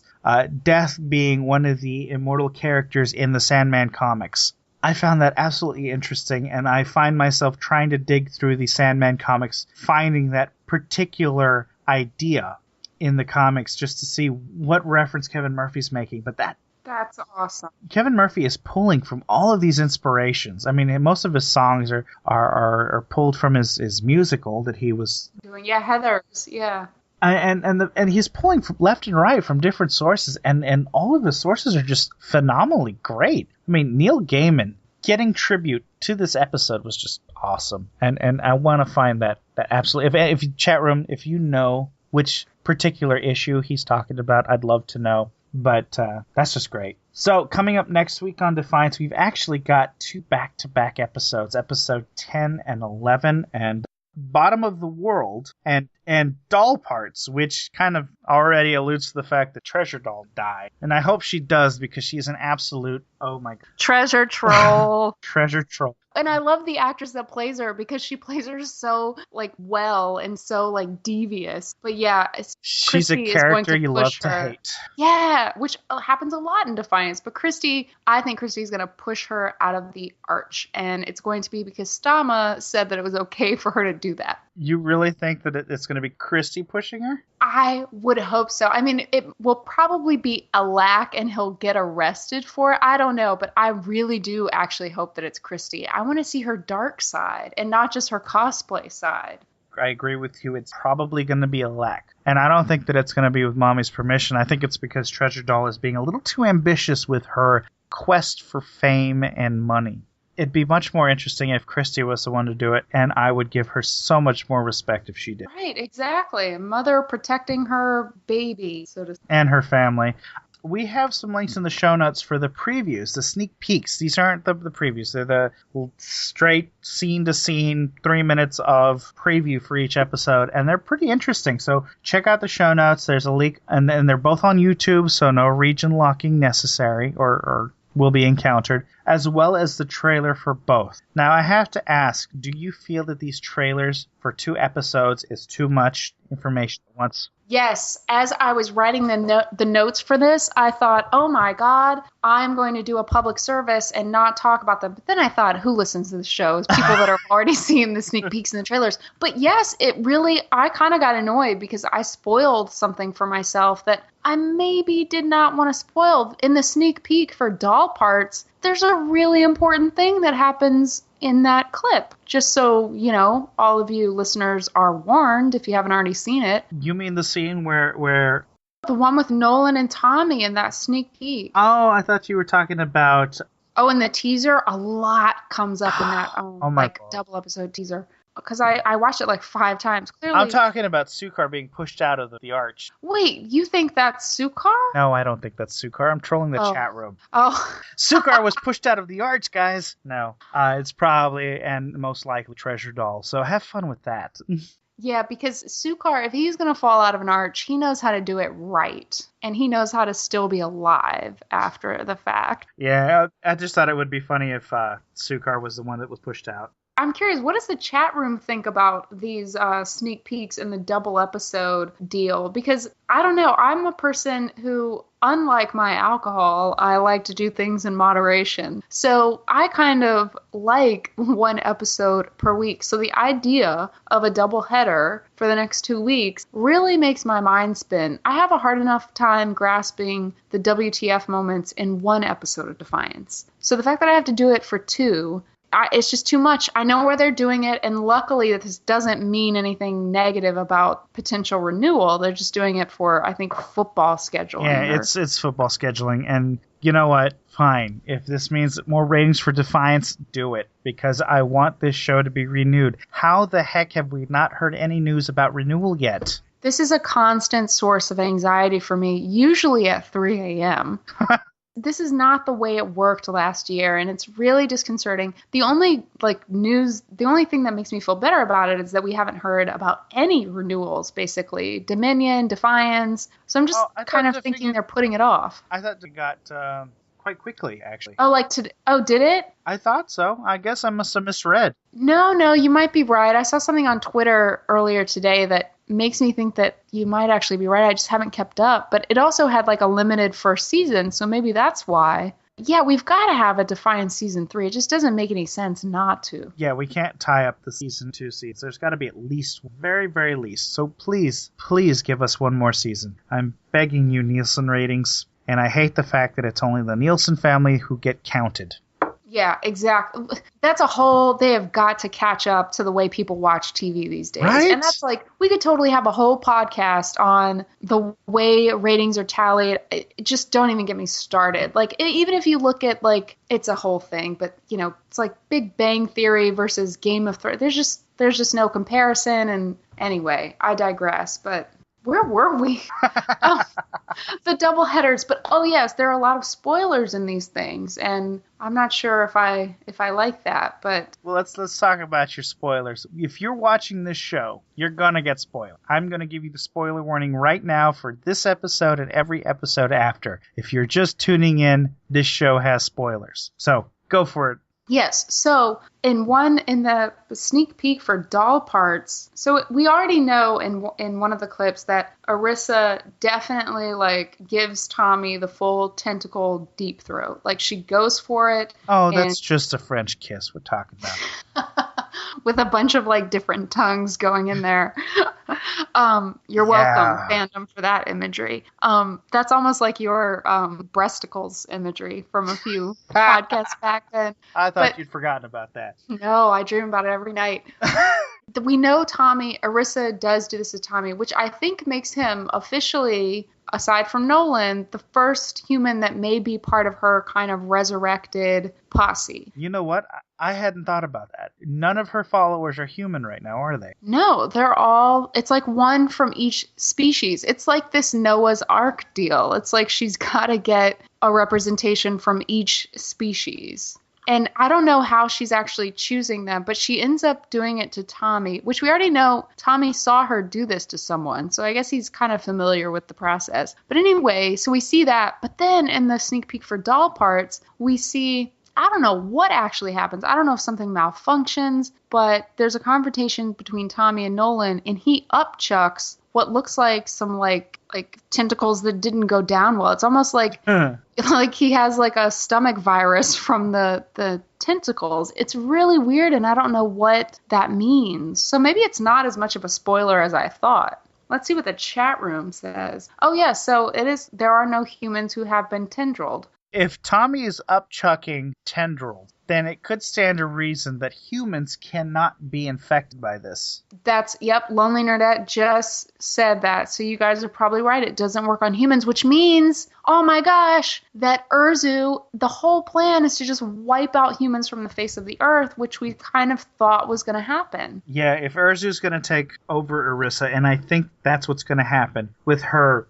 And this one scene that gets replayed over and over again in the promos and the trailers, that humans are the problem with this world, that's Urzu speaking, or whatever the Kaziri's identity is taking on. If it's a computer, if it's an identity, if it's this rogue ego that's got somebody else's personality, whatever it is, it's going to take over Orissa for a little while and pull this whole Orissa's not here anymore, you know? Dana's no longer here, it's only Zool. Talk about needing an exorcism by the end of the season. Something is not going to end well at the end of this. They're going to have to get Urzu out of Orissa in some form or fashion. But yeah, this is all her plan to take over or to restart, but without humans. And maybe this stems from the fact, but Orissa was on the ship, and her whole point when she's having those flashbacks and she's on the ship. That's something I still don't get to this day. Yeah, she says she's like, no, we don't have to kill humans. They're life forms on this planet. We should not wipe them from the face of the earth. So maybe this whole time was kind of Orissa rebelling against what was supposed to happen, and Urzu was just trying to finally make all of this right. I don't quite understand. I'm going to tell you right now, that scene is the setup for the end conflict, which is going to be Orissa versus whatever the fuck is inside of her. You know, good versus evil. One person trying to wipe out all life on Earth except for Votans, and the other one being, wait, all life is precious. The thing that I still don't get is how old is Orissa? Is that really Orissa on the ship? Because this ship landed way before the arcs came to land in the arc. Yeah, like thousands of years ago, right? No, I don't think it was thousands. It was like, well, maybe it was thousands. I have to go back and look it up. But if that's the case, Orissa's thousands of years old? That can't be Orissa. No, it has to be. Maybe it's just some sort of insight that Urzu gives to her so that then she can act upon her mission. I don't know. Do you think the visions are implanted memories that are false? Yeah, and what would be really cool is if they kind of tied all this ego razzmatazz into that. But egos are too new, so that would not work. But yeah, I think somehow they're just implanted flashbacks because Orissa is maybe just a vessel, unfortunately. Oh, Orissa is 23. I did not know she was that old, actually. Thank you. And that's what's getting me. That's what gets me, is the fact that she's only 23, but the ship is 3,000 years old. It has to be an implanted memory. It has to be a false implanted memory. Otherwise... Wait, though, because what about, what's his name, our favorite Jewish lawyer from a couple of episodes ago? He was on that ship, and whoever this lawyer, Kai, whoever Kai is, he also kind of remembered, he had a flashback too, or he had a sense that... He only had a flashback when Orissa kissed him. Before that, he had no prior knowledge of what anything was. And there's the question of whether or not he had a life before that. If he remembers him, Kai, of 5 years old, growing up on Earth during the Pale Wars, you know? Or if he was Kai living in one of the Votanus systems coming down on an ark and then taking over a ship. I mean, these have to be implanted memories. Well, and I agree. It had just come to my mind right when I looked in the chat room. Lonely Nerdette says the same thing, that it's reincarnation, which I can totally believe in like an Arathiant religious kind of way that could happen. So you think the will of Irzu allows reincarnation? Yeah, I think that would settle really right with me and trying to figure this all out. It still doesn't lead me to believe what could possibly happen, but it makes me feel better about all those flashbacks. But if you go back to Urzu being kind of a computer and a ship and a representation of all this, then maybe it is just implants. So I don't know. There's quite a lot to digest in terms of what's going on. And, you know, it's funny is I didn't think about it as in-depthly as we thought about it now. So there's got to be a bigger picture to this, and there's got to be a bigger plot to this. If the Khazari's only goal is to wipe human life from the world, which was its initial design, its initial attempt was to wipe all humans from this earth, terraform it, and make it a Votanus home, a home suitable for Erathians and Castathans, then I can believe all of this, and it would implant false memories into whoever host it's inhabiting. But I need to stop delving so deeply into this and save that for the season finale. What else did we discover from the previews?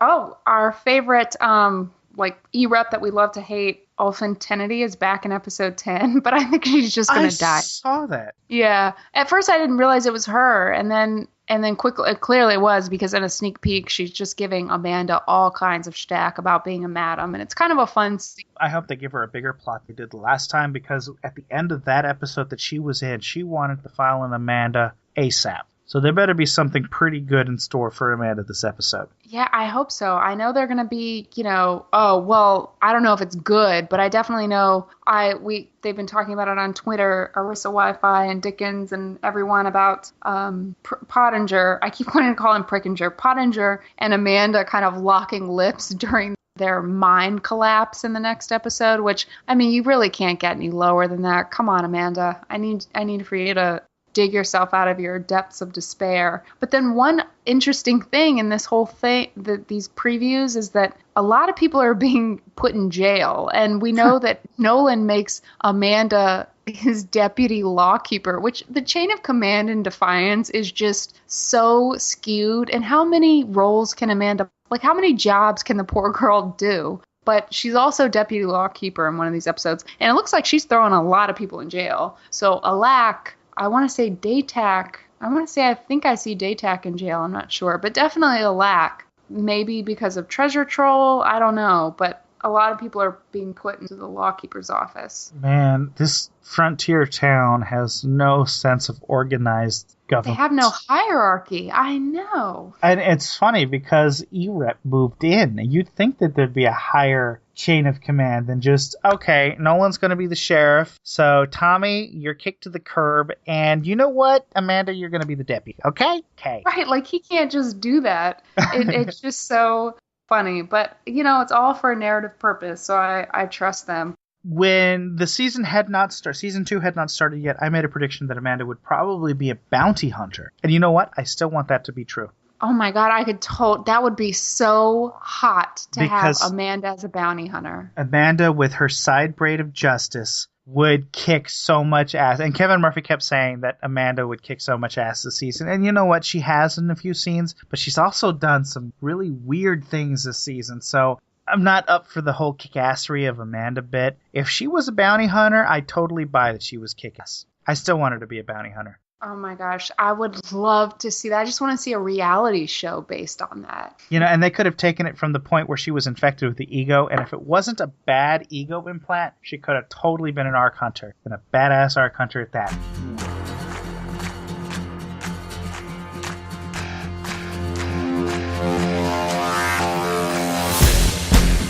News from the Bay Area.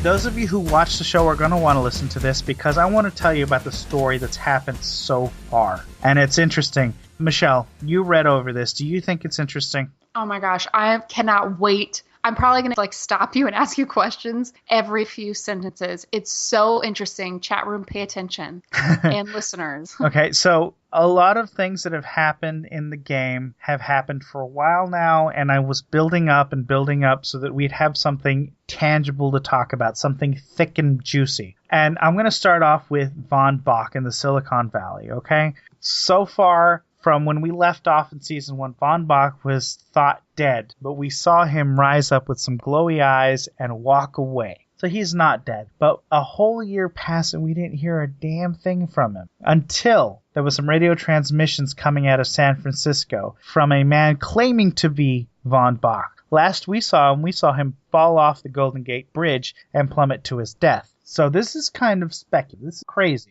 We're sure this is really Von Bach. It's not like his daughter pretending. It's not like an experiment? No. Okay. As far as we can tell, because we do catch up to him and we do see him face to face, it is Von Bach for all intensive purposes. And I don't know if it's a case of Nolan coming back from the dead or Arissa infecting people with tendrils, but Von Bach is alive and he's giving out ego units. Okay, this is the same Von Bach who was head of Von Bach Industries, who refused to give ego units to anybody working in the Earth Military Coalition or the Earth Republic, or just, standard spectators and people who are trying to just survive. No, he gives ego units to Arc Hunters, to people who can prove themselves worthy of this unit. Now he's just giving it to any old willy-nilly who comes up to him. So we don't know if this is really Von Bach or if this is Rissanir in the chat room or Linear Dead is saying an Indobach, like it's an indigene. And she may be right. There's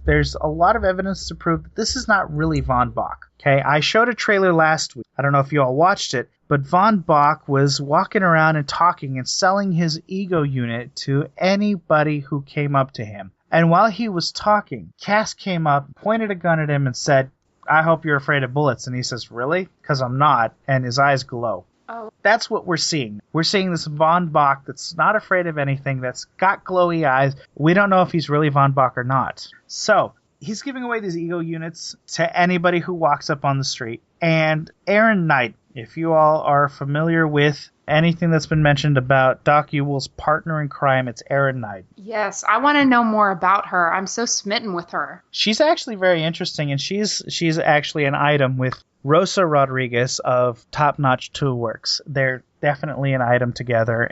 Aaron Knighton is so typical indigene. She's detached from human emotion. It's very interesting. There was a scene in the game where Rosa comes up to her, thought she was lost to her, and gives her a hug, and Aaron doesn't hug her back. She's more robotic about it, And this is what I imagine Doc Ewell would have been like. But Doc Ewell's been very, very emotional. She's becoming more and more human. So the indigene ideal is becoming a little skewed. They're not just robotic. They're becoming lovers and friends and emotional. And I absolutely love Erin. She's great. But Erin is the person that most frequently communicates with you as an Arc Hunter. And she's sending you to go investigate what this ego unit is.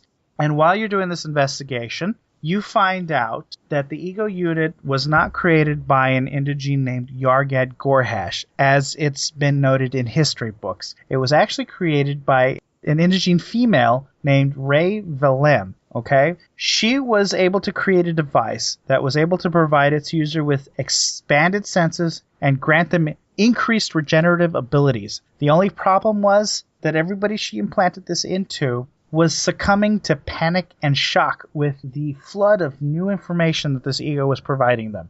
The one thing that she thought she needed to complete this project was a more convincing AI personality to help facilitate and process the new information. So she contacted this Yargad Gorhash, who successfully recorded and replicated an indigene mind to use as an AI. So AI is no longer AI. AI has a personality, and it's an indigene. Ooh, that's such a cool concept, even to think about just now. Yeah, it's a person. The ego unit you have in your head was once a person, okay? So she gets Dr. Gorhash's help, and that's great. He says, the one person that I think that is suitable to record to be the AI in this project is you. It is your project. It is your baby. You are the best person to facilitate this information to anybody who has this device. So Ray agrees to go through the process and hopes that it's painless. It's promised that it's painless, but he lies.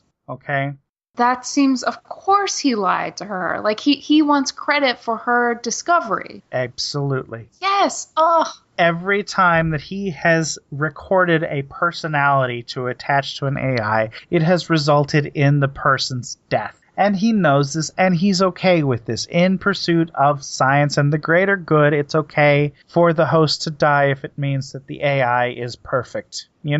Nobody agrees with that except for him. But anyway, he takes credit for the ego implants. So his name goes down in history as the creator of Ego, not Ray Velem. And Ray Velem, as we discover, is the voice we hear as Arc Hunters in the game. It took a year and a half for us to discover the fact that Ego is a real person. This is information that we have been clamoring for. There has been theories and theories that Ego was a real person, that Ego was going crazy, and that the AI was just more than just AI. So this is what we were looking for, and it's very, very interesting. After learning the history of the Ego, Aaron hypothesized that the Ego device Von Bach is using is a divergent device. It may have come from another organism and creates a modification that should prevent Von Bach's Ego to take hold. If you remember from the episode, the Ego that they implanted in Amanda was able to infect Pottinger and Doc Ewell. Airborne. Oh, that's right. I forgot. Pottinger asked, how did this infect us as well? That's right. It was some weird side effect. It is. Yes. Okay. It's not necessarily a side effect. It was a survival trait of the ego, but that's how people are getting infected with ego device now. It's more of an airborne thing. We get inoculated by this modification that Aaron comes up with, and we go confront Von Bach as we're there, and it's just such a weird scene as a gamer. And you're sitting there and you're talking with Von Bach, but you're ignoring the conversation because you're watching Ego, and Ego is being seemingly hacked. And she's being taken over by another Ego personality with a deeper voice, and her eyes just turn red. And I quote, the first thing that comes out of her mouth is, "I know the trajectory and the destination. I am your guide, Arc Hunter." And it sounds very much like a religious prophecy than anything, but it's a deep voice. It is not the Ego unit you're used to, and you can tell that by the obvious red glowing eyes. And of course, this is when Aaron calls Cass in to rescue you, and Cass runs in, saves your ass by pointing a gun at Von Bach, much like she did in the trailer. But this time he cowers in front of the gun because he doesn't want to die.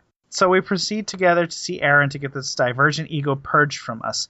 And of course, this is when Carl makes a call to Rosa, and this is more of a side thing. This is intel that you gather from one of the missions. Carl makes a call to Rosa to see if he could have a discussion with Aaron about some information he picked up through the Ego network. These Ego devices are able to culminate information from each other. It's like a giant network. It's like the internet, but it's always listening to you. It's Big Brother in your head. He was able to pick up information about Councilman Starin. If you played the Gunslinger Trials, you know who Councilman Starin is of the Volcans Collective. And he offs himself, but when he does, or right before he does, he puts a hit out on Aaron Knight and Doc Ewell. And there's a reason behind that. If you guys play the Gunslinger Trials, you'll understand that. I don't want to spoil too much about this, but there's a lot of characters in play, a lot of information in play, and a lot of plot points trying to go on at once. And you'll see that with the Defiance game as well as the Defiant Few casual games and the show. He promises Aaron safety in Silicon Valley, but Rosa doesn't buy any of his snake oil and basically blows him off. Later, Castukar is conscripted to chase after a rogue Echelon mercenary with a terrasphere and wants you to finish the task she was performing for Miss Azumi Yoshida, who happens to be Von Bach's daughter. Again, something tying in from the Gunslinger trial. Now, this story, Castukar chasing after a rogue Echelon mercenary, ties in with the Defiant Few storyline. So she's stepping out of the picture for a little bit while we discover what this ego is doing. So we're going to follow some leads in Port Bruno in Silicon Valley, which happens to be crawling with Grid and a new cult called the Pilgrims of the Guiding Light. They seem to worship the Grid and their blessings of enlightenment. They do, however, rescue those that are not ready for enlightenment, so they can't be all that bad, right? So this is so interesting to me because when I see the Grid, I immediately, because the Grid kind of uses it's an energy somewhat, but it's kind of tentacly in nature when I first saw them, and it looked like that. And so these Pilgrims of the Guiding Light, it probably has nothing to do with one another, but the parallels are so interesting. It's like, or are the Pilgrims of the Guiding Light, are they just kind of, they wish they were actually the resurrected few of Urzu? Like, that's who they wish they were? It's just, the parallels between two are, they just exist. So do they exist for a reason? At this point in the game, we don't quite know what the Grid are or a result of. I think they're experimentation results from what Gorehash has produced. But we don't know what the Grid are. We do know that they infect anybody, just like Orisa does with her tendrils. I almost said tentacles. With her tendrils. Now, the Grid do use tendrils to attack you, and they do kind of use tendrils to infect any non-playable character, NPC. They can't hurt you or the dark matter because you both have ego devices. Now, some of these pilgrims do have ego devices, but I believe they're divergent ego, and they are able to be infected. And we're going to see more of that at the next update, which is supposedly supposed to happen sometime at the end of this week, so we'll see. Okay. Aaron later informs us that there are rumors the pilgrims of this cult are carrying around ego implants, and it is up to us to determine if they're one of Carl's, Von Bach's, or if they're divergent egos. If they're one of the divergent egos, communicable nature simply spread to these people. Yeah. All I know is that there was content coming up, and that content talks about the pilgrims and how much of a badass they are to fight. They're going to be trouble coming up. Now, that is not the case now, But that update is coming up. I don't know if it's going to be Tuesday or the end of the week. I believe it was the end of the week, but I'm being told by chat that it's Tuesday. So we'll see that update coming up. During our investigation, we are interrupted by Camden Pace. If you remember, Camden Pace is the leader of the Defiant Few, and we deal a lot with her during the DefiantFew.com mission trials. She is chasing after a dangerous fugitive, Melok Vor. He sends an encrypted message somewhere in Silicon Valley, and since we happen to just be in that area, it's up to us to intercept that message and find out who Melok is working for. After surprising a group of Echelon mercs and mowing down a few of them, we learn that Echelon top brass ordered this outfit to secure the terrasphere and any evidence of its passage. So not only are we trying to discover who this cult is, where the grid came from, what this ego is that Devon Bach is using because it's not an original, we also have to figure out what the heck is going on with this terrasphere. Since they don't have the spirit, there is still hope. We interrupted this progress, so now we get to go back to our investigation. And while heading out to continue our work, Ego connects us to a transmission already in progress. Seems an assassin named Nujekpi is out to kill Aaron Nyden. And if she and Rosa agree to join in the Enlightenment, they need not fear death. Now listen to the wording of that. If they join in the Enlightenment, they need not fear death. Sure sounds like infection. Right. This ego, or the grid is going to infect them. It's going to kill them, and they don't have to fear death if they're already dead. So, I mean, what the heck? After the call, Rosa asks us to check out the pilgrimage in her stead. And after visiting temples in Pacifica, San Andreas, and Foster, we learn that the pilgrims all pray for deliverance from, and I quote, the Great Deceiver. Don't know who that is yet. And to be delivered from this land of false promises. It seems like a typical prayer that anybody would ask for. The last temple speaks of a light bringer, much like Prometheus of lore. And finally, that a man named Yargad Gorhash is the high priest. Now, if you remember, I just spoke about Yargad Gorhash. Yeah. The inventor of the ego, so-called.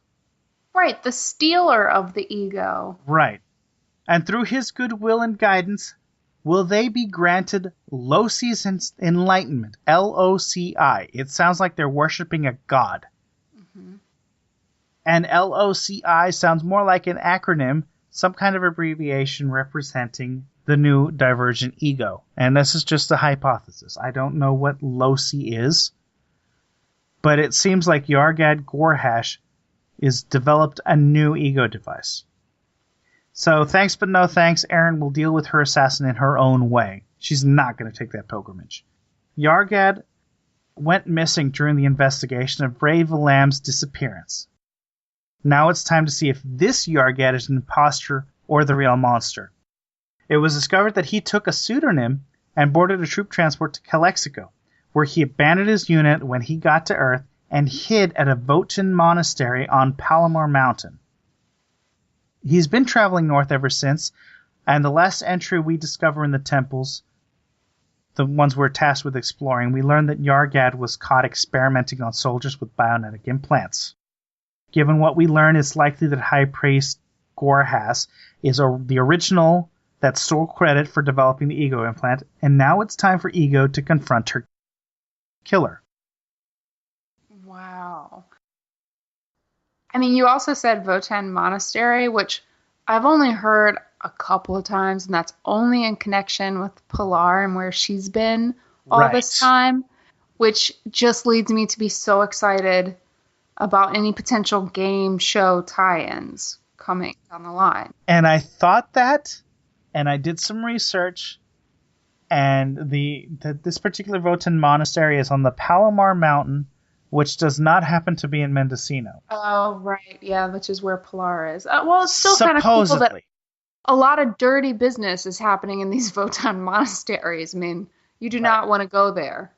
So, it could be that Pilar is going to be the tie-in. We don't know. And then we do know Kenya's heading this way.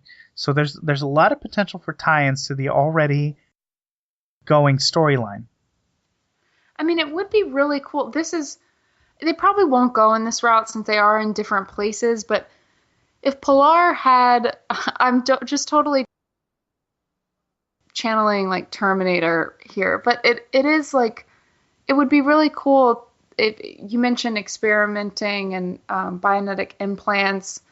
And, Pilar went there because she was suffering from some sort of mental disorder. And I can see where you're going with this, and I like it. yeah, and just the fact that they would probably be harmful to her in some way and do that with her, she could really potentially tie into the storyline. I'm kind of really hoping they go in this direction, because otherwise, what in the world would Pilar be doing when she came back into Defiance for like 4 episodes? Well, what I really want is for an ego device to actually show up in the show. Not just in the game, but in the show. Like one of these new, like, divergent, new, infective, weird egos? I don't care if it's a divergent one or a normal one, but the fact that we've got this ego, and it has a name, and it has a voice, it belongs in the show. I'd love to see it in the show. Yeah. There's that, and I love the idea that Pilar was experimented on and could have an ego update. That's a great prediction. I love that. So, have you all been keeping up with the Defiant Few? It is a more casual game, so nobody has an excuse not to play this one. No? Crickets. That's a shame. I did try once. Unfortunately, I was at work, and so my conscience got the better of me. But keep going, because I'm living it through your updates here. But I do retweet it, so I'm helping with the sponsorship. If you haven't been keeping up with the Defiant Few, and don't worry, if you want to win that Dodge Challenger, you can still enter in without playing the game. There's a link on the bottom of each mission to just enter. Do it. Here you get a chance to win a Dodge. Just do it, right? Yeah. But the story is very interesting. I don't know if you all remember from any of the trailers that have shown, or the very, very first one, Camden Pace. Her face shows up in these videos. She is the one talking to you and directing you. She is the leader of this resistance group she created called the Defiant Few. And that's obviously based off of the original Defiant Few, who stood up at the Fort Defiance standoff and said, "We're not fighting anymore," and laid down arms. She got some information about a plot to start a war between the Earth Republic and the Votanus Collective. So she identified an Ark Hunter in Camp Reverie as a valuable asset and had him or her injected with an ego device. That is you. You are this valuable asset. Not only did she implant you with an ego device, she arranged for assistance in a breakout attempt involving a shootout and the theft of a Dodge Durango. And if playing this with the show and with the game, this was the time it correlated with the fact that we got Dodge Durangos in the game. So it's great tie-in. While that's happening, Rosa's having trouble reaching out to Camden Pace, but the transmissions are being overpowered by transmissions coming from Silicon Valley. And you get sent to restore comm units around San Francisco. So that's when these kind of correlate with each other. And it's very interesting. The games allude to each other, and the character transfers between both of them, Camden Pace. And we're going to discuss that echelon merch with the terrasphere. Once freed, you are informed about a Casti Votanus Collective operative named Melek Vor, who was attempting to steal not one, but 2 terraspheres locked up in the NORAD vault in order to ignite war between the VC and the Earth Republic. So guess who gets to go and break into NORAD and stop him? That's right, you. That sounds hard, especially 2 terraspheres. I mean, we saw what could happen with 1 terrasphere back in season 1 of Defiance. And Doc Yule did not want to be spoken to while operating that terrasphere. It is that dangerous. Holy crap. This guy, Melek Vor, is going to steal 2 terraspheres from NORAD. And you are tasked to go down, break into NORAD, and stop him. Well, you get the vault door open. But once you do, guess what? You're ambushed, you're knocked out, and he steals the terrasphere. So basically, you've been used. We've been duped. Typical fashion, very predictable. But once the Ark Hunter is able to get the vault door open, they are ambushed by Melek and the terraspheres are taken. You've been used, and now it's time to get those spheres back. And that's what we get to spend our missions doing. You, the Ark Hunter, chase after Melek through Amarillo. Hey, that sounds familiar, right? And down to Juarez in order to keep Melek from boarding the maglev and escaping for good. So, we have this disastrous and explosive chase down to Juarez before we can make sure that Melek doesn't board this maglev train. While this is happening, Melek contacted Camden and told her that he was not working for the Votanus Collective, but for Echelon. He told her to run and hide, and she might live. That's when she sent us down to chase the maglev train down. And if you can think that the Dodge tie-ins could not happen any deeper, they expect us to believe a Dodge Durango can outrun a maglev train. So, after an explosive chase down by a dark matter monolith, no less, which was very, very fun. It was my favorite part of these missions. Melek manages to get on the maglev, but not without Juhan on his trail. After a stunning display of reckless driving and more explosions, you still manage to let Melek Vor slip through your grasps. Shameful. It really, really is. Camden informs you that the signal splits, and one heads west to the Bay Area, which, Cass Ducar's down there, so she's tasked with investigating and retrieving the terrasphere there. Remember when we had to continue her mission? Well, that's because she took this one. While you chase after the signal going east towards Defiance. That's right, it's going towards Defiance. So, with Melek traveling in high speed towards Defiance, the only choice you have left is to fix an old radio tower to get the signal to E-Rep forces in Defiance and warn them this terrasphere is heading to that direction. And you are greeted with success. An Echelon Merc in Defiance was captured by none other than Berlin, and the town is spared destruction. The same could not be said in the Bay Area, however, as Cass Ducar was captured by Echelon Mercs and thrown in Vegas prison. Oh no, so is in another mission, are we going to rescue her? Because now I've only seen the first 2 parts when I tried to do this mission, and I'm already attached to her. I only saw her face for a few seconds. Cass Ducar is wonderful. She's just as snarky as most of the other Cass, and the problem is she goes her own way. She is more of a lone wolf than you think. And the fact that she was captured is telling you that this is not going to be an easy fight. So, this ties in both to Defiant Few and Defiance the game. And it seems like because we let one of the spears leave our grasps, we're going to have to chase it down in the game. I don't know that the next expansion would be Vegas Prison, but I would love to see an instance there. Only because this really sounds like it's leading into a crossover. Yeah. Doesn't it? Yeah, it does. I mean, they actually have a real person. This was a real person who introed the Defiant Few, right? Am I getting the wrong person? Is that Cass? Cass is prevalent in the Defiance game. Okay. Camden Pace is the leader of the Defiant Few.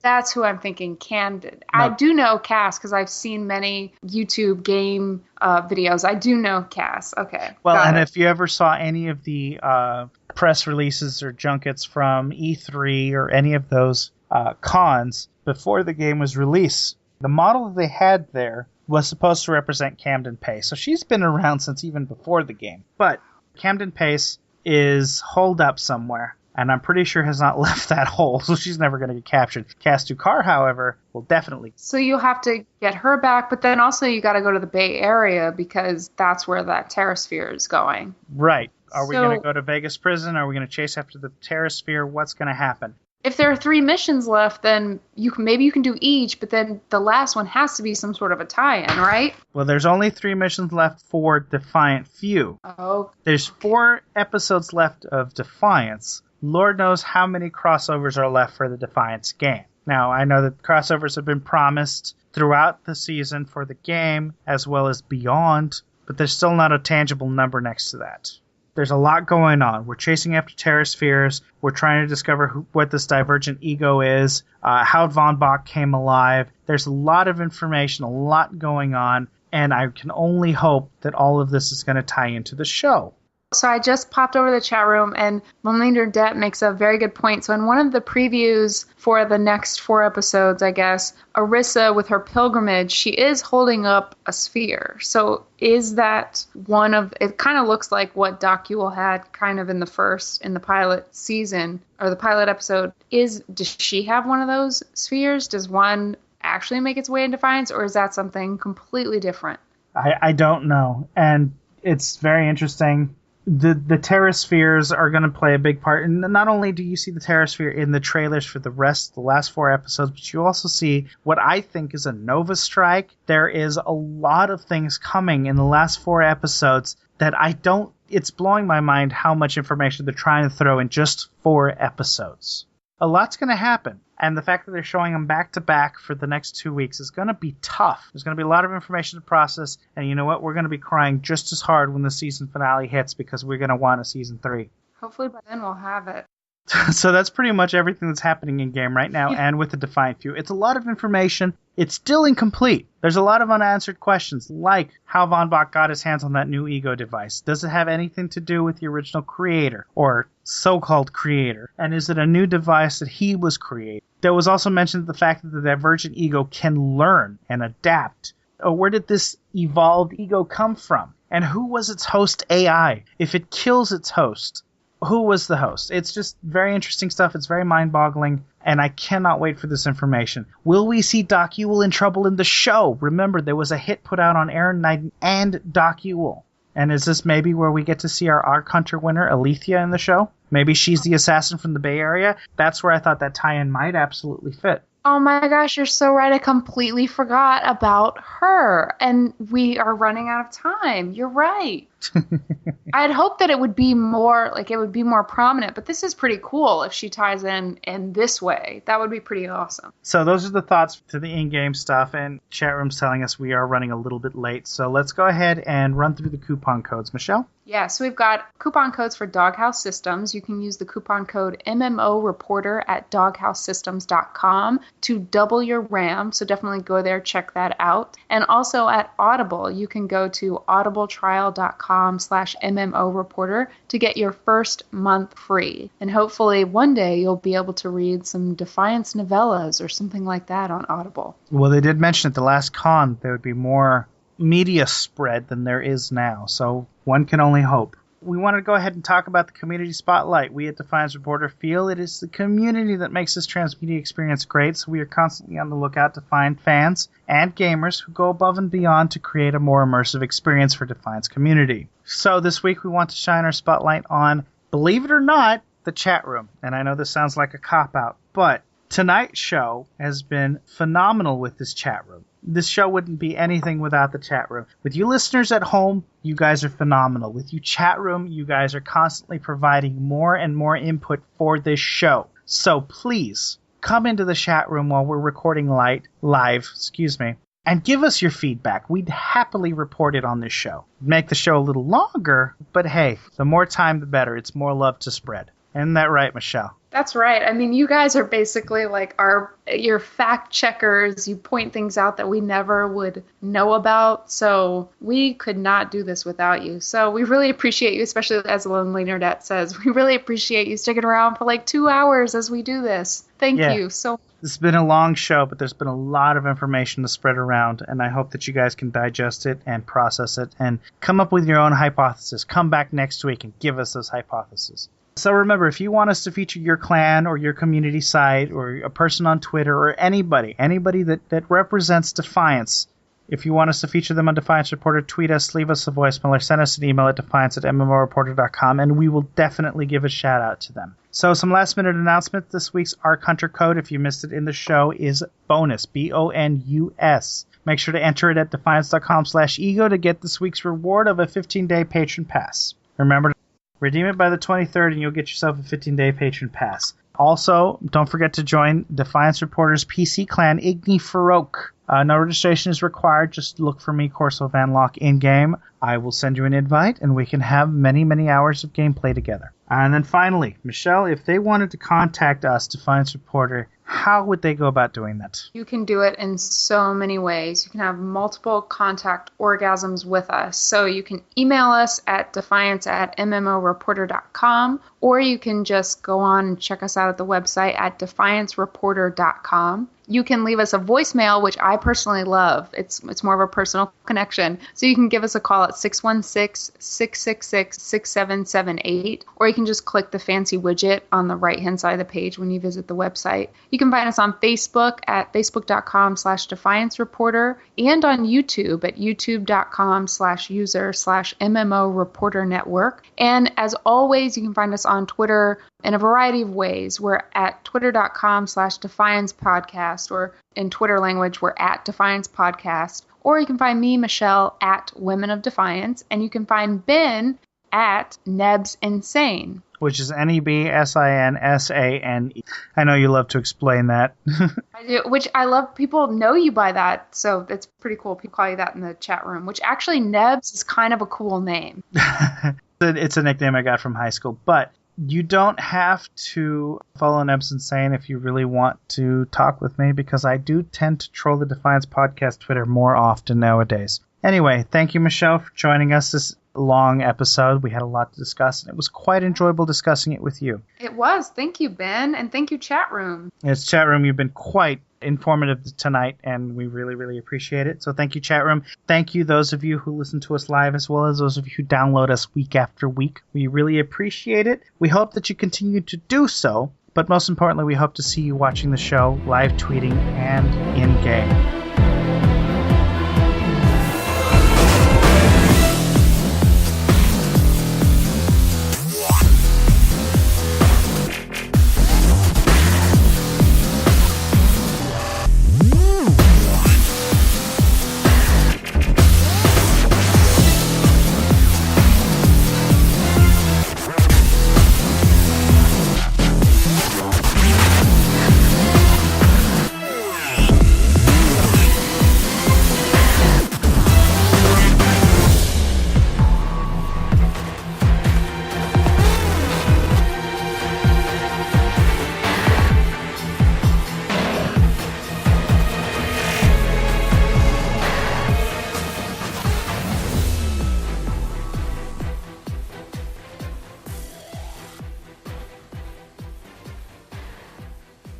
Give me a second here. I will pull up the names of each. I forgot to jot those down.